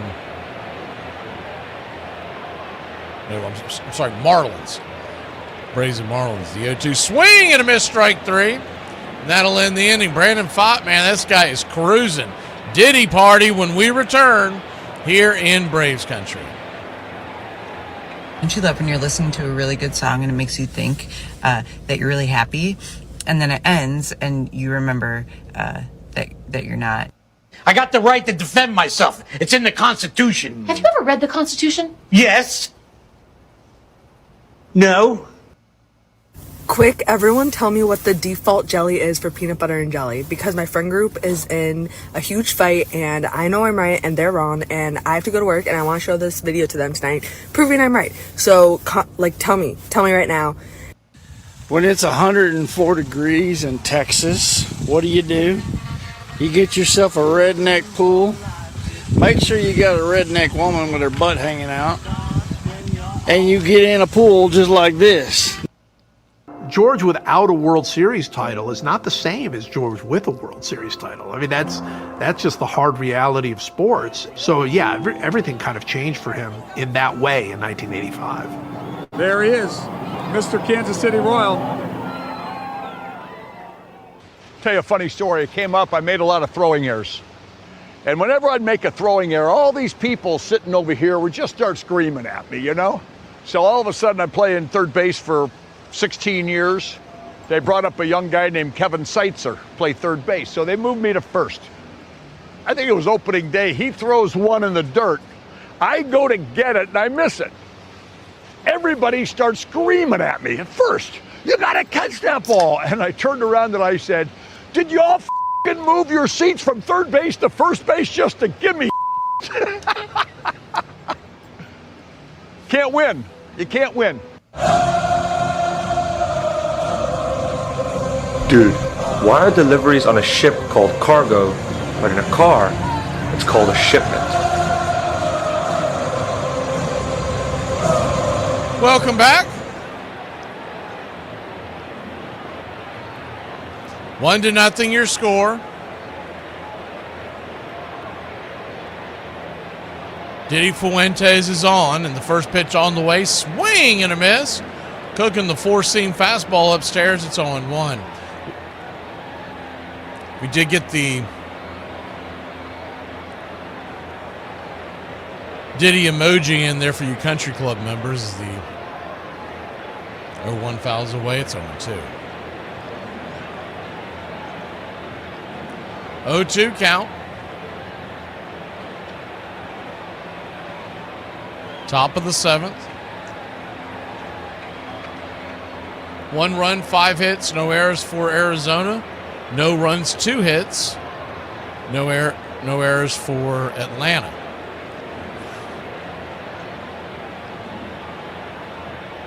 The 0-2's fouled away again.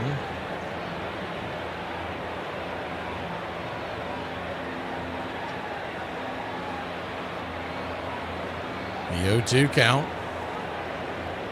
Brings it high and inside, 1-2.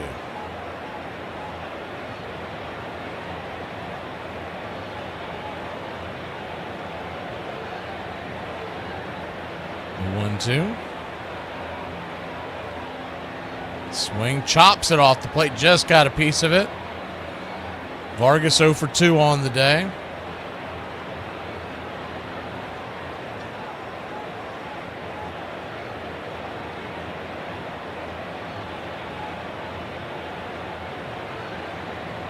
The 1-2 pitch, swing, fouls it away.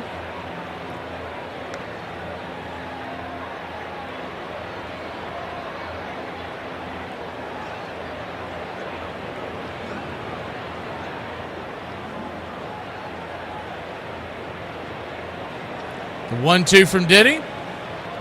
Punches that one deep down the left field line, but foul.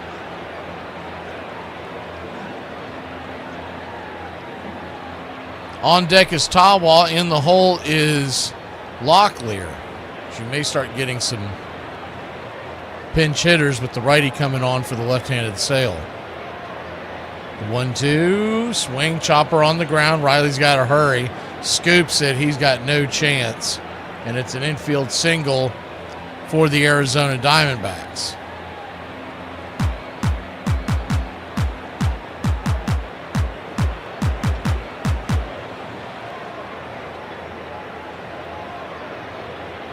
I don't know if that's a question or if that's a statement, Rich, but yes, Diddy is on the mound. And we do have his emoji in. Tim Tawa, the batter. Righty, four-seam outside wide. It's 1-0.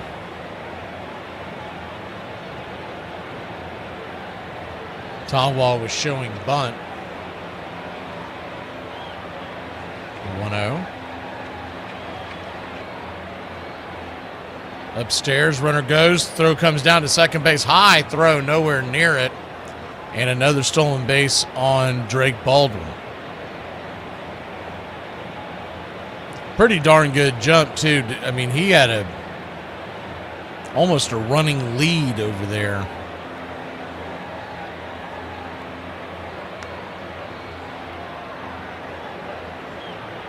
One count, runner in scoring position, and the bunt is going to be a good one out in front of the mound, and it's going to be a 1-3 put out. Ozzie Albies had to cover second. The throw was a little wide, and the runner believes he's safe. He doesn't think that he held the bag. I'd take another look at it. Diddy grabbed it, barehanded, flipped it to Ozzie. Close. I believe he caught it, his foot came off, and then he retouched the bag, and that's why the runner coming down the line thought that he had come off altogether.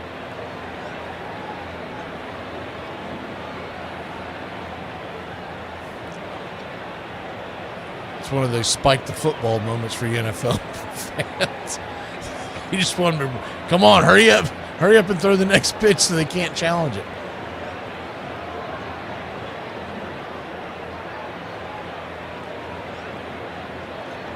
So the infield is drawn in. First pitch on the way. Swing and a miss over the top of the slider. It's 0-1. Outfield still playing pretty deep. Lars Nootbaar has come on to pinch hit for Locklear, the former St. Louis Cardinal. The 0-1 pitch. Down and in. No, he did not go around. 1-1. He'll most likely get the start the rest of the weekend with the two right-handers starting for Atlanta. Nootbaar. The 1-1 pitch. Swing! Fouls back to four-seamer. 1-2.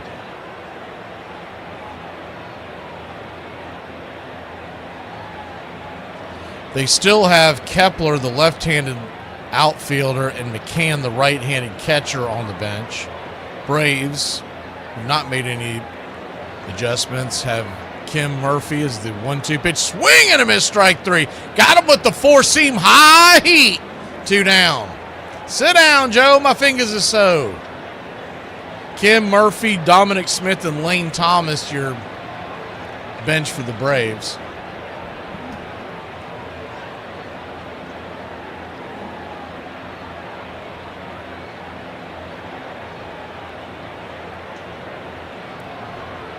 So now the infield can pull back in the first pitch. Slider. Outside wide, it's 1-0. One hit given up by Diddy. I mean, it was just a slap down the line. It wasn't even a ball that he got around on. The Braves play that as the 1-0 pitch. Swing lifted out to center field, giving chase. Muddy Mike on the run makes the grab. 75% of this great world is covered by water. The rest by Michael, the Hawk Harris. We go to the bottom of the 7th. Get up and stretch, God dog.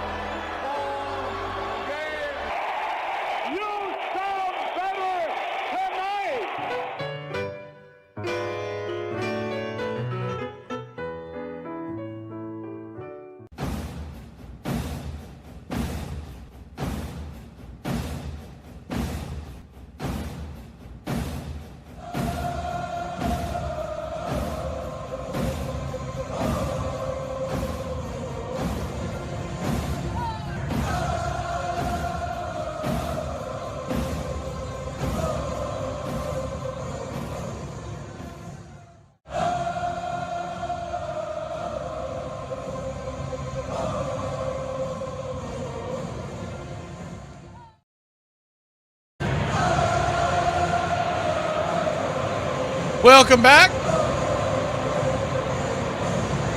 Brandon Fott back on the bump. Righty-lefty matchup. The first pitch swinging by Matt Olson is, I believe, your feed is jacked up, so I'll fix that in a second. 1-0 the score.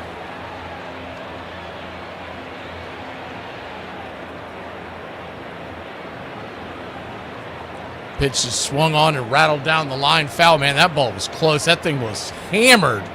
It missed the foul pole there in the right field corner. We'll say if it's about 5 to 6 feet to the left, it's a tie ball game. It would have hit that pole. The 0-2 pitch. Outside wide, 1-2. So 1-2 count. We'll go ahead and fix it now because this is way off from what it was earlier. Kicks and fires. Swing and laced towards right field. Another leaping catch by Vargas. Are you kidding me? One down. I mean, hit after hit after hit. That was an unbelievable catch. He snow-coned the top of his jump. The ball almost came out. And, of course, that's right before or right after Olson had smoked one down the line that almost tied the game. Righty-lefty matchup, first pitch swinging, dribbler over to first, and Harris will be out by a mile, 2 down. That is why the Atlanta Braves still are looking at Brandon Fott in this game. They have been swinging at the first pitch early and often in this game. He is only at 80 pitches, and we are about through 7, excuse me. That is just not acceptable.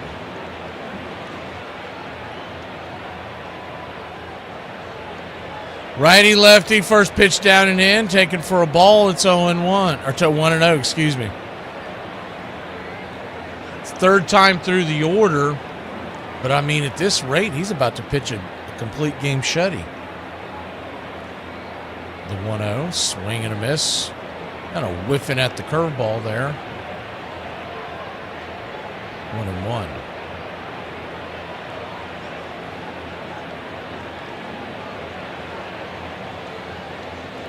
The 1-1. Swing. Just got a piece of it. 1-2.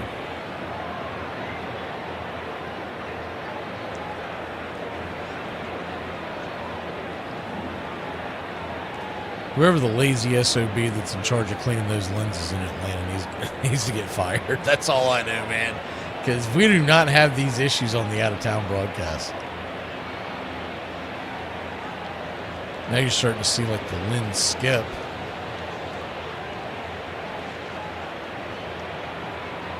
The 1-2 count.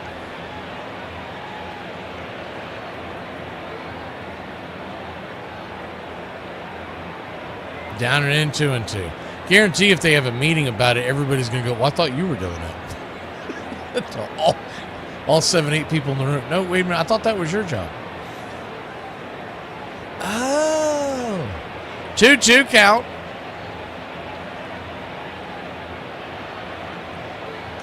Pitch on the way. Swing. Pop up. Can of corn over by the third base dugout. It will reach out of play just over the dugout. The fan gets his souvenir as it rolls off the dugout. He gives it to, I don't know if he knows her or not. He gave it to a lady who's, I don't think he knows her. That's called game, fellas. The 2-2 count. 2 outs. Ozzie Albies digging in. One swing changes the game. The 2-2 rolls it foul. Standing on deck is Dubon. Yaz is in the hole. And he could at least get, we're talking about an at-bat here, 86 pitches in. If he could foul off about 13 or 14 more pitches, it would be much appreciated. The 2-2. Get into that bullpen of Arizona's. Pitch on the way, swing and a miss, strike three. Chase the curveball in the dirt, and that'll end the inning. We go to the 8th, trailing by just one swing here in Braves country. 106 miles from Chicago.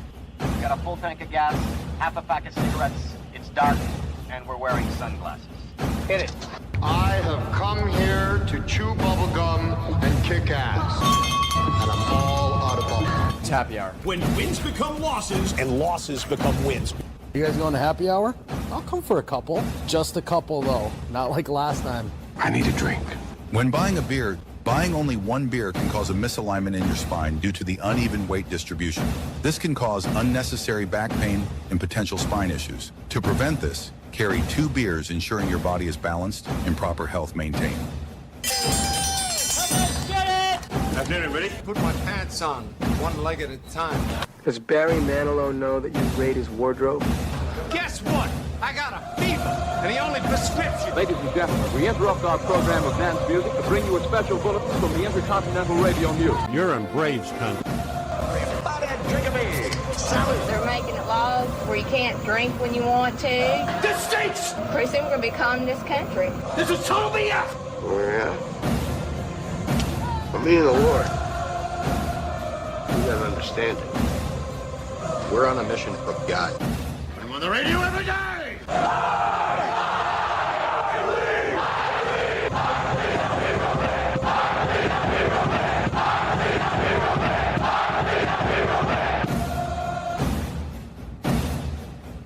If you want to stop me, you're gonna have to kill me!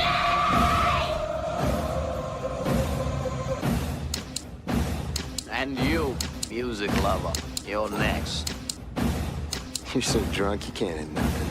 In fact, you're probably seeing double. I have 2 guns, one for each of you.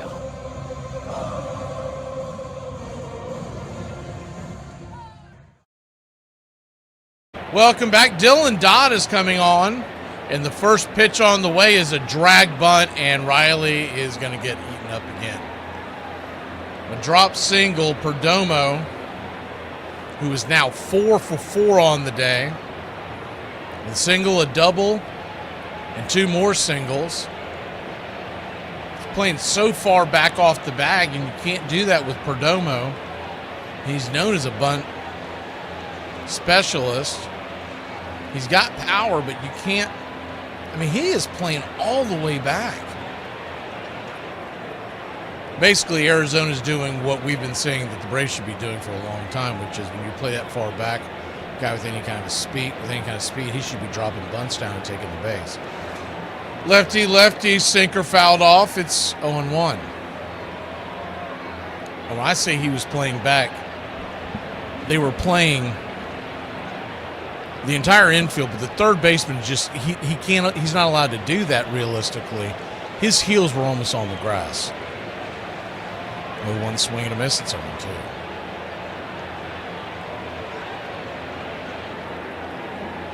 So an 0-2 count.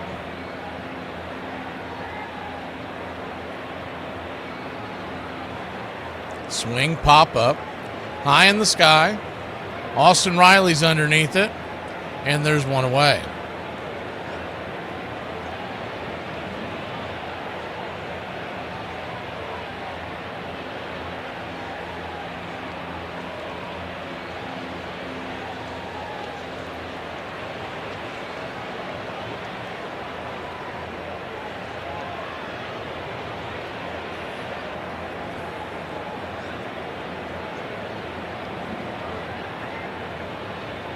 First pitch on the way is right there. Cutter for a strike. It's 0-1.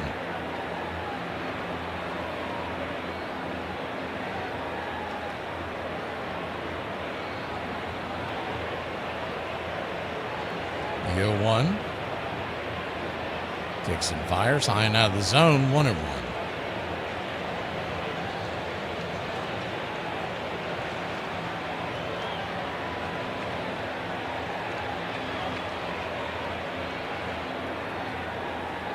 1-1 count. Swing, pops it up. Back behind the plate. Into the crowd, 1-2.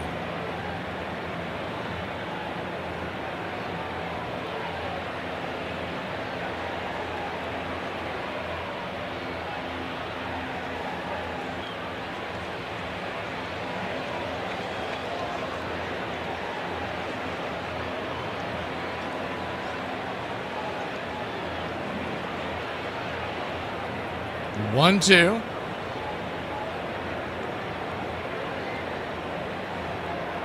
Upstairs misses high. Ball 2, 2-2.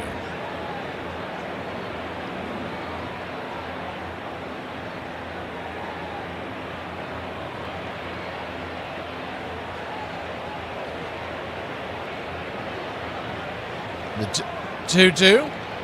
Swing, slices it down the right field line. That's a base hit.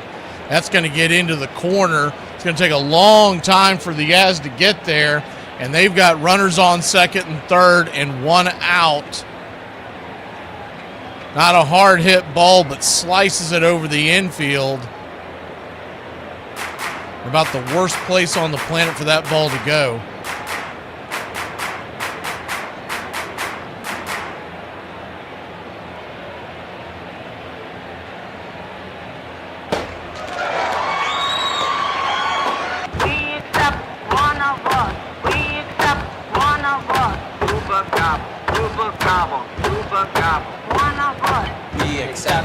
Lefty righty matchup, first pitch swinging. Whiff and a miss, it's 0-1. The infield is drawn in. Barossa, the batter. Remember, he was in this situation earlier in the game.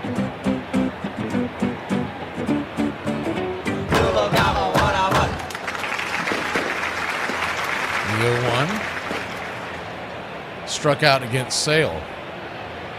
The 0-1 pitch. Swing and a miss. Cutter. It's 0-2. Thank you, Gina, for your support.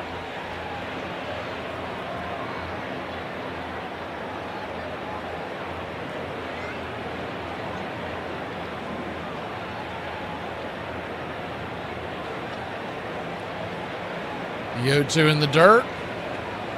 Cutter. 1-2. So 1-2 count.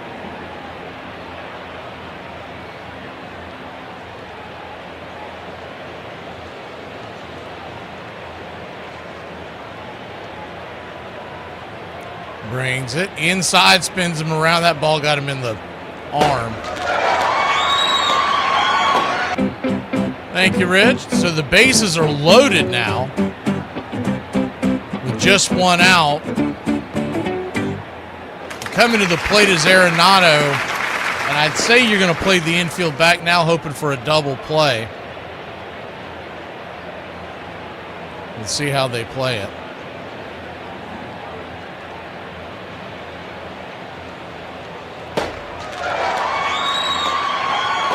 We accept one of us. We accept one of us. Uber gobble, Uber gobble, Uber gobble. One of us. We accept. Thank you, Ron. We accept that one of us. Lefty righty matchup, the 1-0 pitch. Inside, sinker misses.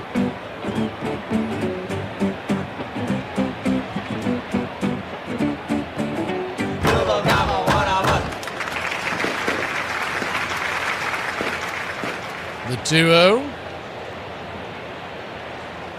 Just grabs the outer edge, 2-1. Arenado didn't like it. I can't say I blame it. It looked like that pitch. Let me see. They're showing the replay. Oh, it is super close. Both teams with both of their challenges left. The 2-1 pitch. Swing, chops it down the line, foul. Out in front of that cutter, it's 2-2. You'd love a strikeout. You do backflips for a double play here.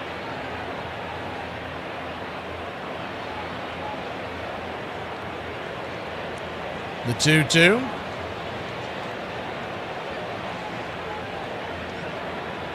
Braves trail 1-0.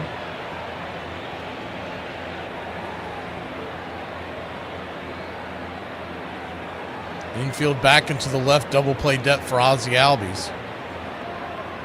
The 2-2. Down and away, 3-2. So now he's in danger of walking a run in. Standing on deck is Vargas. He's 1 for 3 on the day. Game is on the line here. You got to keep this at a manageable number if your offense give them a chance to get back into it.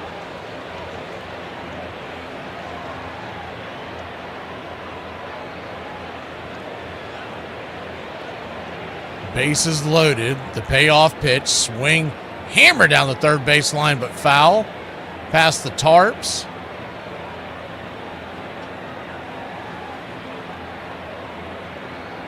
One run, 8 hits, no errors for the Diamondbacks. No runs, 2 hits, no errors for the Braves. Infield playing back and to the left. The payoff pitch. Swing! Just got a piece of that cutter. And we'll do it again. Nowhere to run, nowhere to hide. Bases are loaded. A ball would mean a run. A strike would mean the world right now. And the payoff pitch. Swing! Punches the sinker backwards. Man, is he making him work. Just wearing him down. This will be the 9th pitch of the at-bat.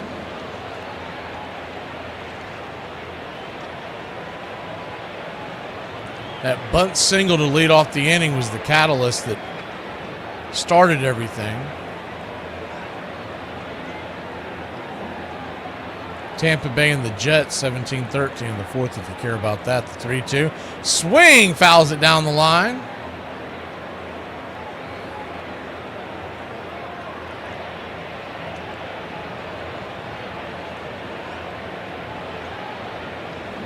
Full count. This will be pitch number 10. Advantage Arenado. The payoff pitch. Swing. Pops it up. Will it stay in play? It will. It's going to be a can of corn behind third base. Riley makes the catch. And there's 2 down. Huge second out. Now you have to make sure you don't let your guard down as you're an out away from getting out of this jam.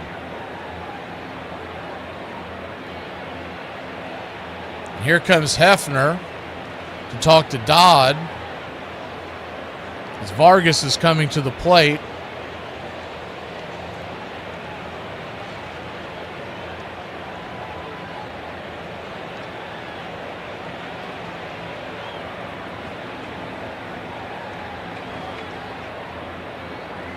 Right-handed bat of Vargas against the left-handed Dylan Dodd.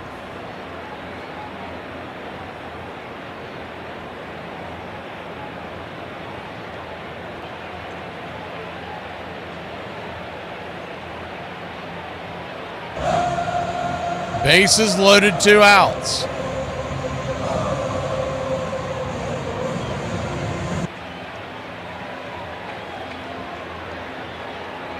Lefty-righty matchup.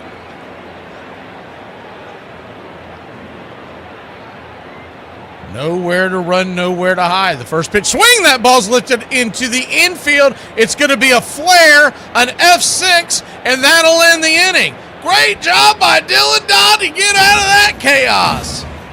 We'll go to the bottom of the 8th. A bloop and a blast gives us the lead. Dad, look, it's the good Kush. This is the dollar store. How good can it be? Just thought you guys should know that the Scottish have a word for laying around in bed after it's time to get up, and it's called herkle-durkling.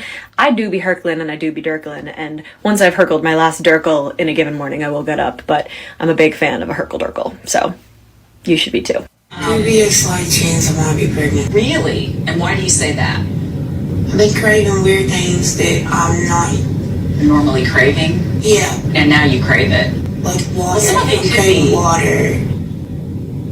You ain't pregnant, you're thirsty. Go drink you some water. It'll be alright. The Oakland Athletics mascot is somewhat randomly an elephant, but there is a reason for that. In the early 1900s, New York Giants manager John McGraw told the Athletics owner that he had a white elephant on his hands. A white elephant is something that's not as valuable as the effort needed for it. Athletics manager Connie Mack heard this and decided to make an elephant the team's logo. How do we opt out of TikTok shop videos? I don't want to see them anymore! I'm not going to shop on TikTok shop! I'm going to shop on Amazon! Stop showing me your videos! How come your socks aren't the same color? I don't know. How come your kids don't have the same last name? The greatest ball player of all time? I picked the Detroit man because he is, in my judgment, the most expert man of his profession and is able to respond better than any other ball player to any demand made upon him. He plays ball with his whole anatomy, his head, his arms, his hands, his legs, his feet. I have never seen a man who had his heart more centered in the sport than Cobb has when he's playing. I believe Cobb would continue to play ball if he would charge something for the privilege, and if the only spectator were the groundskeeper, Charles Comiskey.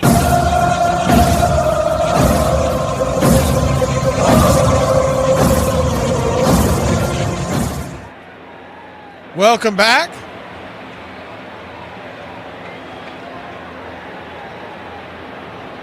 One to nothing your score. The Braves trail here in the bottom of the 8th. Mauricio Dubon, the batter, righty-righty matchup. First pitch on the way. And what do you know? What do you say? Brandon Pfaadt's out of the game. And I'll take anybody at this point. I would rather face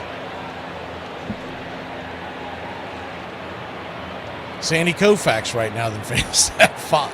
The 1-0 right down the pipe for a strike. It's 1-1. Well, I mean, especially now, what is Sandy in his late 70s? The 1-1 count. I think we can at least get 3 or 4 hits on him in a 7-inning game by now. Kicks and fires. Swing. Whistles the backstop. 1-2.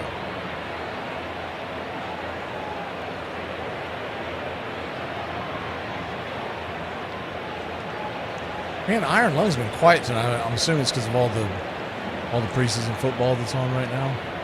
The 1-2 pitch. Swing. Lifts it back foul. As far as I know, Steve, I mean, I haven't done a wellness check. And I mean, the last time I saw him, which is pretty recently, I mean, he looks damn good for his age. That's what happens when you retire earlier, I guess. The 1-2. In the dirt, 2-2. Murillo.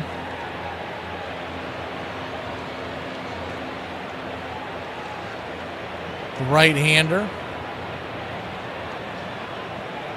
Yaz on deck and Riley in the hole. The 2-2. Bounces to the plate. And it's a full count.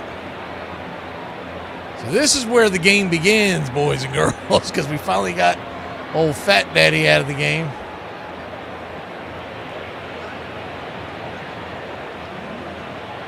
Good riddance.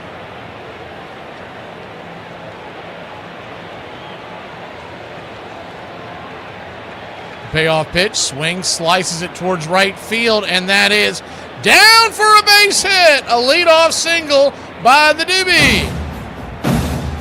Pardon me, would you have any? But of course. One of life's finer pleasures.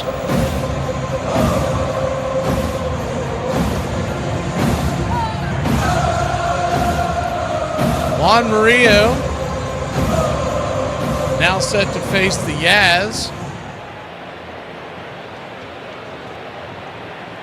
And the first pitch.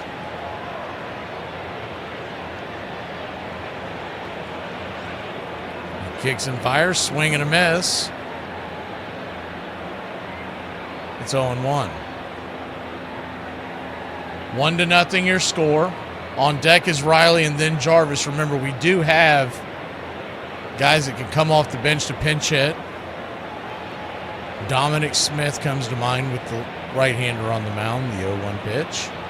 Up high and out of the zone. 1-1. The other 3 are right-handers. And 2 of them are Kim and Murphy. Lane Thomas is also on the bench. The 1-1. Swing and a miss. Four-seam fastball. 98 miles an hour. 1-2. Makes you wonder why, if you got a 98 mile an hour fastball, why are you bouncing all those benders up to the plate? There's a left-hander warming up, Brandon Garcia. I'm sure that's being timed out to face Olsen and Harris, who are several batters away. 1-2 count. Kicks and fires. Swing, riddles it down the line. Man, hard hit ball down the first base line, but foul.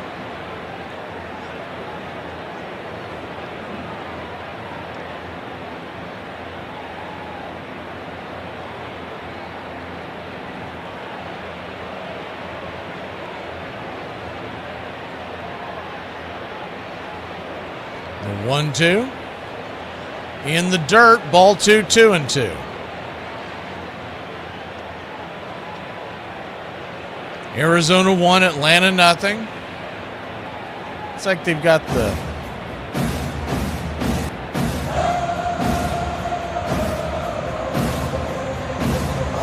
chop working here in the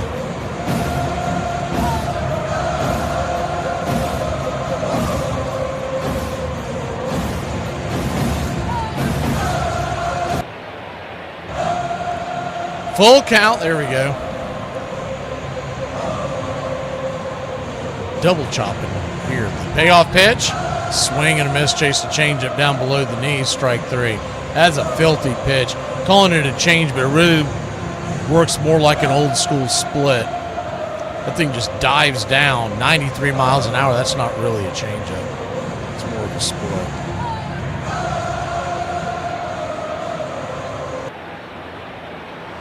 So coming to the plate now is Austin Riley. If he can send one to the chop house, we'll be dancing. Righty-righty matchup. First pitch. Swing, hard hit ball just short. It's going to be a 6, 4, 3. They do not get the double play. Riley busting it down the line, beat it out by about a quarter step, and there's 2 down.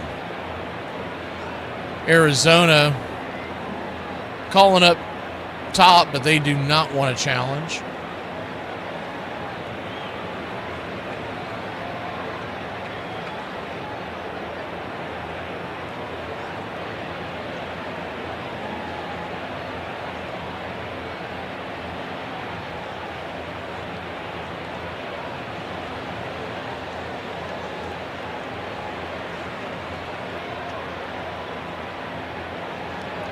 Murillo getting a mound visit, and it is going to be Dominic Smith batting for Jim Jarvis.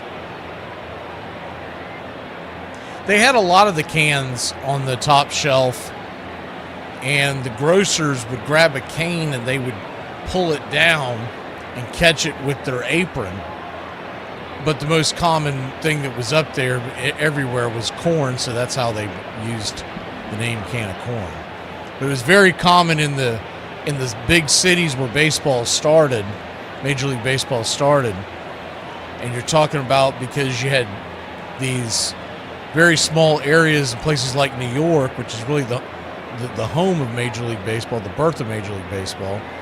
You had these very narrow places. As the first pitch on the way, swing and a miss. Dominic Smith, the batter, it's 0-1. So they had to build up with high shelves. They couldn't build out because they didn't have a lot of space because of the rent being so high on the larger buildings. The 0-1, right there for a strike, it's 0-2.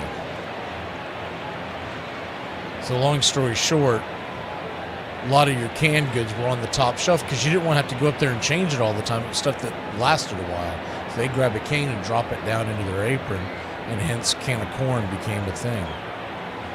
Great Red Barber used it quite a bit, and he really made it a household phrase. The 0-2 pitch in the dirt, 1-2. So a 1-2 count.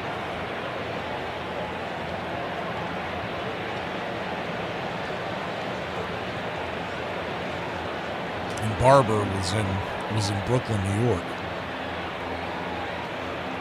A couple of guys standing up in the pen look like they've been warming up. I'd say if we don't get the lead, it's going to be Tyler Kinley is the 1-2. We did not get the lead. Strike 3.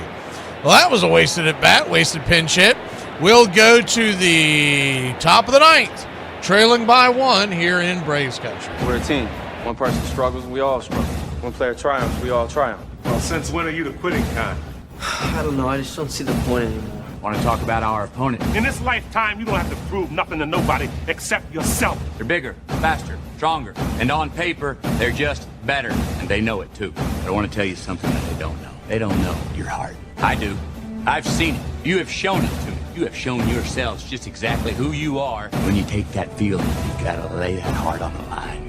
From the soles of your feet, with every ounce of blood you've got, lay it on the line, and if you do that, you cannot lose. We cannot be defeated. How you play today, from this moment on, is how you will be remembered. Hey! What's this lying around? Well, what are we supposed to do, you moron? What? Over? Did you say over? Where's the spirit? Where's the guts? Huh?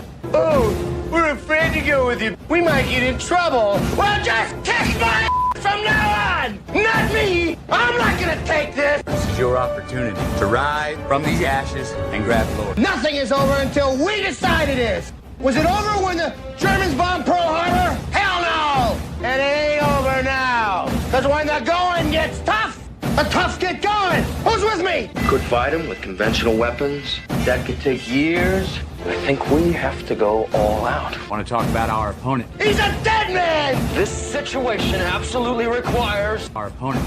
Dead! A really futile and stupid gesture be done on somebody's part. Our opponent. Dead! We're just the guys to do it. Let's go! Go! Don't give up. Don't ever give up. Excuse me. Gotta take my first step toward the Hall of Fame. And this crowd's back into it now. Personally, I think we got hosed on that call.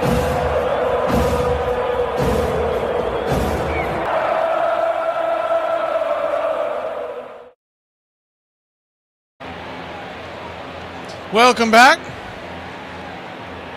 Second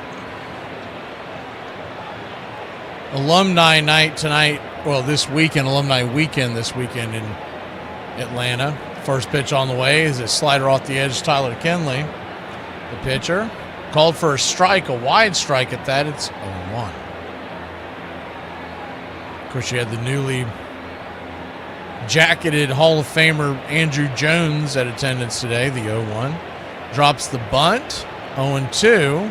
Missed the ball completely. Ha-Seong Kim, everybody's favorite, is Kim checked in at short. There's going to be a lot of Ha-Seong Kim jerseys under the Christmas tree this year, the 0-2. Swing, fouls it away. We'll do it again.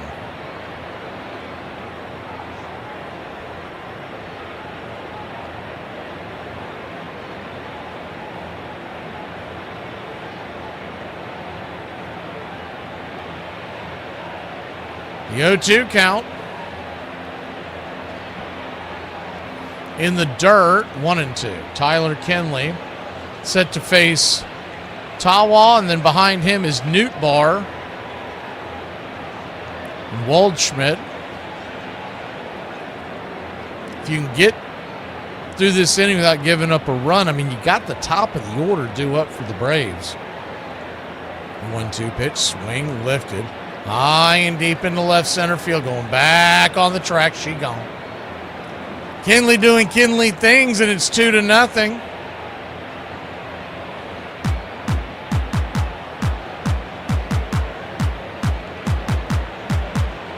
406 feet. That ball was pounded 103 miles an hour off the bat of Tim Tawa.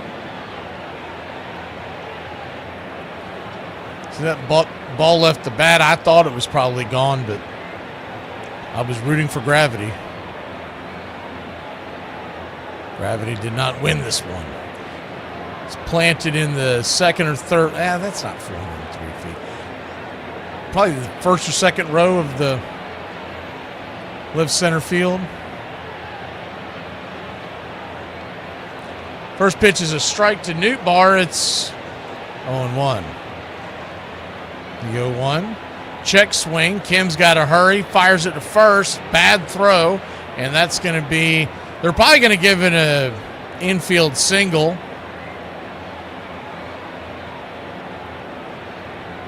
He had to hurry the throw with Newt Barr running and a long way to go. They had him played on the shift. Does not have the strongest of arms out there at short. If Olson's able to scoop that, he probably gets him. But that is such a tough play, they're not going to give an error on that. First pitch is a bunt, throws it to first. Kinley gets the runner, one down. Runner at second, one out. That's right, Mike. The whole month. You must be just joining us, but went over the numbers earlier. Essentially, he's been lights out since June 30th. And he came back as a starter. They stretched him out. He came back as a starter. He has been lights out ever since. Perdomo, who is 4 for 4 tonight, stands at the plate. Reached on a bunt singles last time, up 3 singles and a double. And the first pitch went into the dirt. It's 1-0.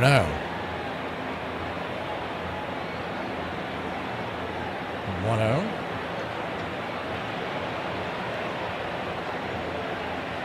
Turns and kicks, swing, pops it up, down the left field line, shallow.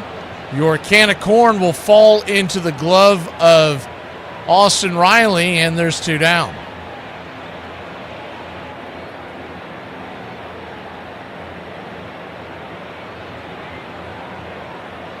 That throw wasn't really on Kim. I mean, he had a long way to go. What I would blame that on over anything else, I wouldn't blame it on Kim's throw. And that's a tough scoop for Olson. It was the defensive positioning.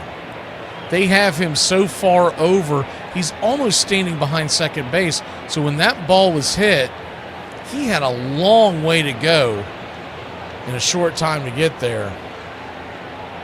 And they're going to automatically walk Corbin Carroll to get to Moreno.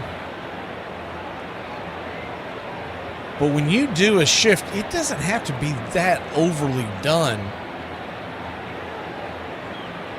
And honestly, you're doing yourself a disservice because he was almost standing right behind the pitcher. Is the first pitch right there. Outside for a ball, it's 1-0.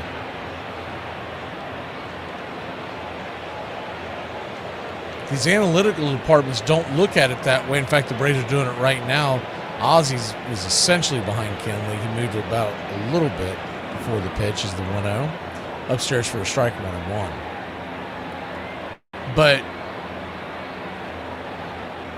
when they first started this game of baseball, it was assumed that the pitcher had a glove and may use it from time to time. Now they've just thrown that out of the water.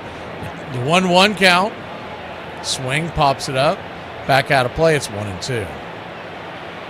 But if you're going to do a shift, okay, I get it, but they don't have to be standing. We're basically, if the ball, they could run straight up the middle, and it's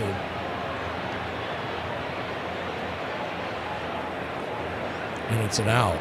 The 1-2 count. That's their 3D that's jacked up. It's not us, by the way. It's doing it on all the devices now. We'll continue to try to bring you the game here. I'll try to reset it. The 1-2 count. 2 on, 2 outs. The pitch. Caught, looking right, strike 3. Right there at the bottom of the corner with the slider, and that'll end the inning. We'll be back in a flash. The new screen when we return here in Braves Country. Give me a phrase that somebody born after the year 2000 wouldn't understand. Stones may break my bones, but words will never hurt me.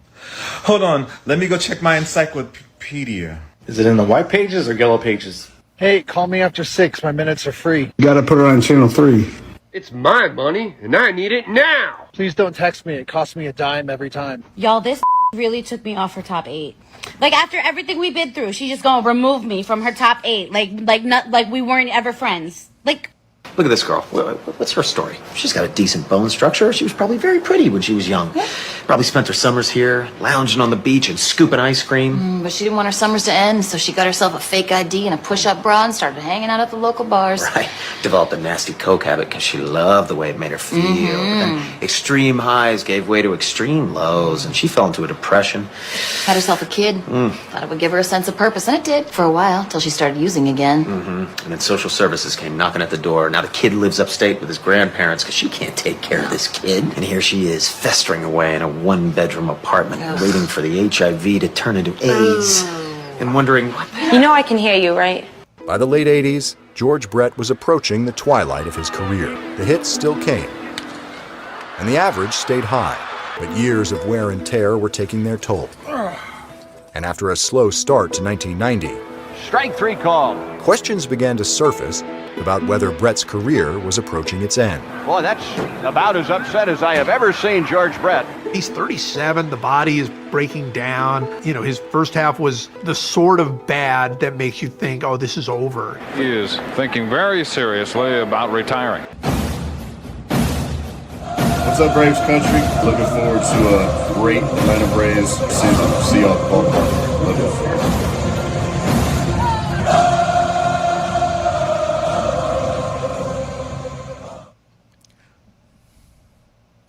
Welcome back. I believe we've got it rolling again. Here we go. Those filthy bums would clean their equipment.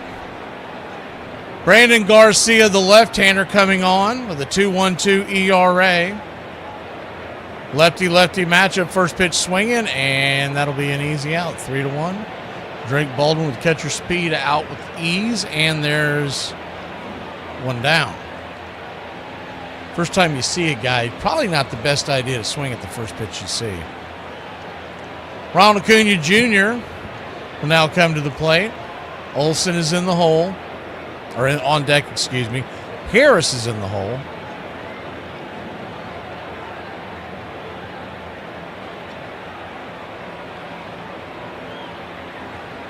Acuna, 0 for 3 on the night with 2 strikeouts. First pitch is high and out of the zone. It's 1-0.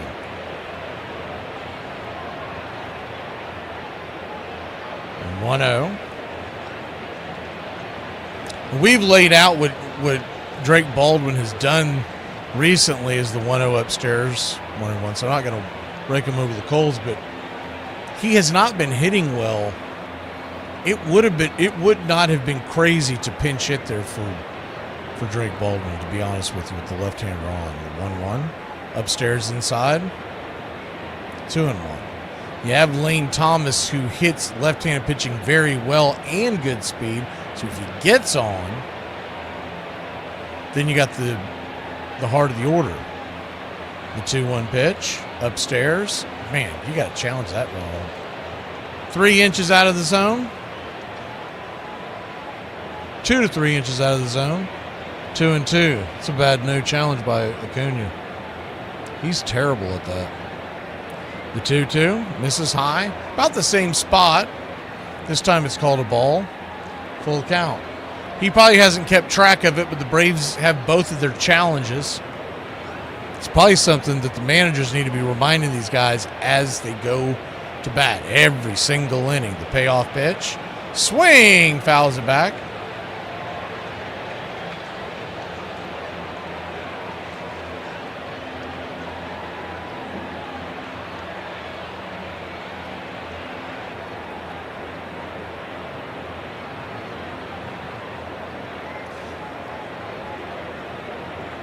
So a full count.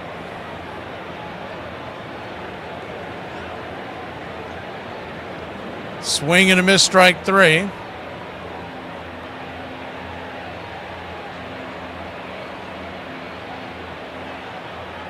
Two down. Matt Olson, our last chance.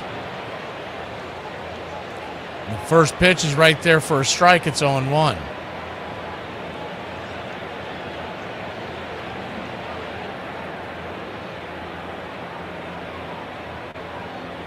The 0-1. Fouls it away towards the third base dugout. It's 0-2. Braves down to their last strike. About to be shut out once again. This time it was against a tough pitcher. The 0-2 pitch, swing and a miss, strike three. That's it. Good night, Irene. 2 runs, no hits, no errors. 2 runs, 10 hits, no errors for Arizona. No runs, 3 hits, no errors for the Atlanta Braves. Loser! Here's some things we can focus on. 1, we tried hard. And 2, we're still dear friends.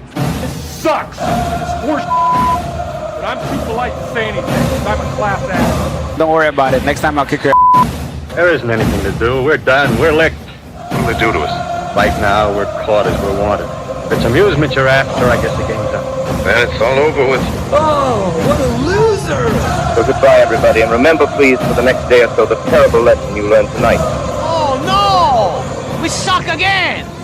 Oh, take it easy, honey. These things happen, you Now, know. what kind of an attitude is that? These things happen. They only happen because the whole country is just full of people who, when these things happen, they just say these things happen, and that's why they happen. Are they yelling in Atlanta? Are they yelling in Atlanta? But first, you've got to get mad. You've got to say, I'm as mad as hell, and I'm not going to take this anymore. Son of a we struck the mother load! Stick your head out of the window, open it, and stick your head out and keep yelling and yell, I'm as mad as hell. I'm not going to take this anymore. I'm mad as hell. I'm not going to take this anymore. I'm mad as hell! I'm not gonna take it anymore! I'm mad as hell! I'm not gonna take it anymore! I'm mad as hell!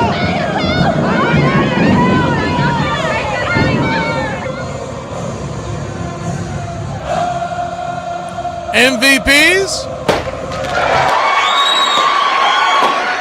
Thank you, Ronald, Gina, and Rich. Helping support the BCR. Thank you to all you Country Club members. Braves win! Braves win! Braves win! Atlanta Braves magic number will remain at 32, and we'll get back to it tomorrow.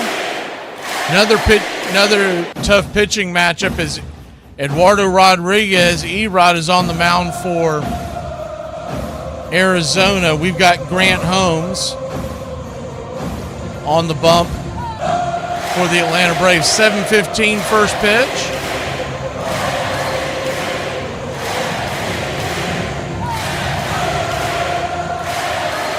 We'll come on the air at 7 o'clock.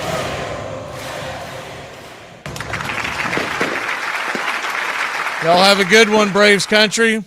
Tough night here in Braves Country. The Braves drop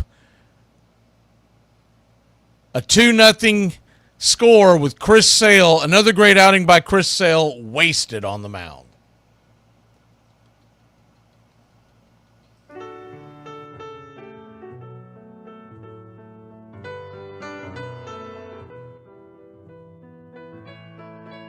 Casey at the Bat by Ernest Lawrence Thayer.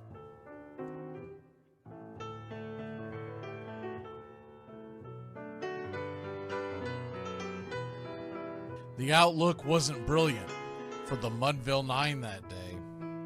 The score stood 4-2, but with 1 inning more to play. And when Cooney died at first and Barrows did the same, a pall-like silence fell upon the patrons of the game. A straggling few got up to go in deep despair. The rest clung to the hope which springs eternal in the human breast. They thought, if only Casey could but get a whack at that, we'd put up even money now with Casey at the bat. But Flynn preceded Casey, as did Jimmy Blake, and the former was a hoodoo, while the latter was a cake.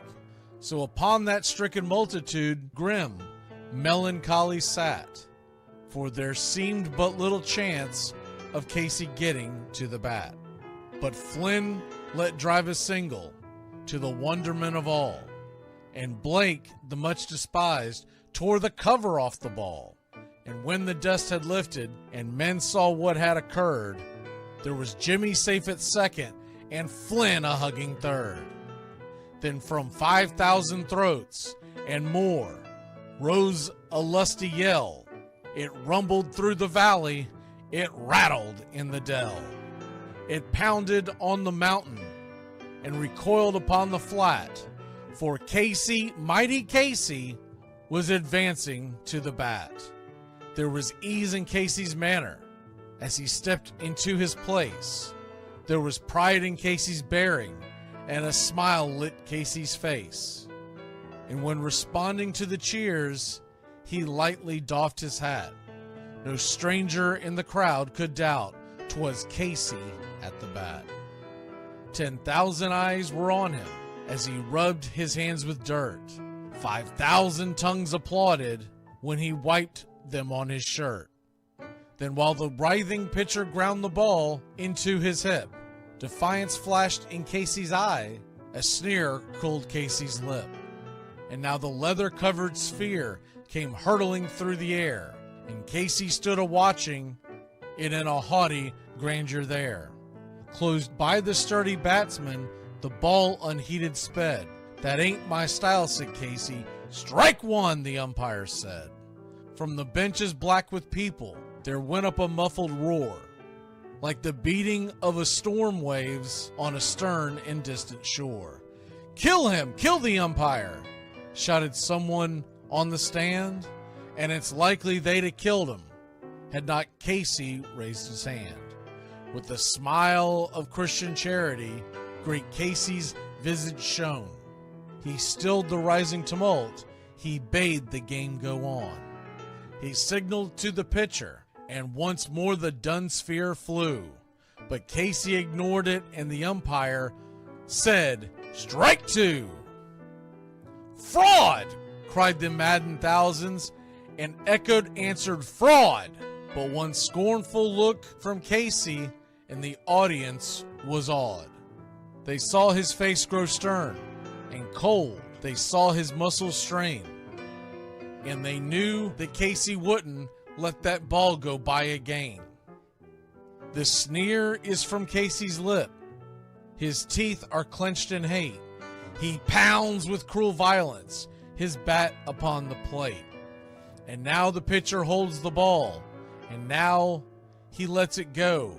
And now the air is shattered by the force of Casey's blow. Oh, somewhere in the favored land, the sun is shining bright. The band is playing somewhere, and somewhere hearts are light. And somewhere men are laughing, and somewhere children shout. But there is no joy in Mudville. Mighty Casey has struck out. Casey at the Bat, Ernest Lawrence Thayer, published June 3rd, 1888. San Francisco Examiner.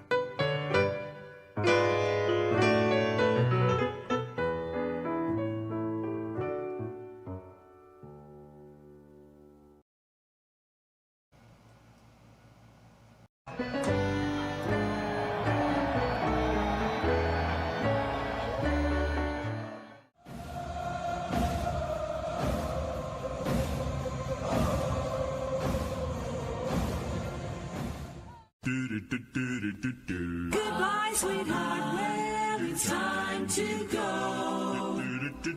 We're back tomorrow with another show. Well, unless we're fired, we'll talk to you then.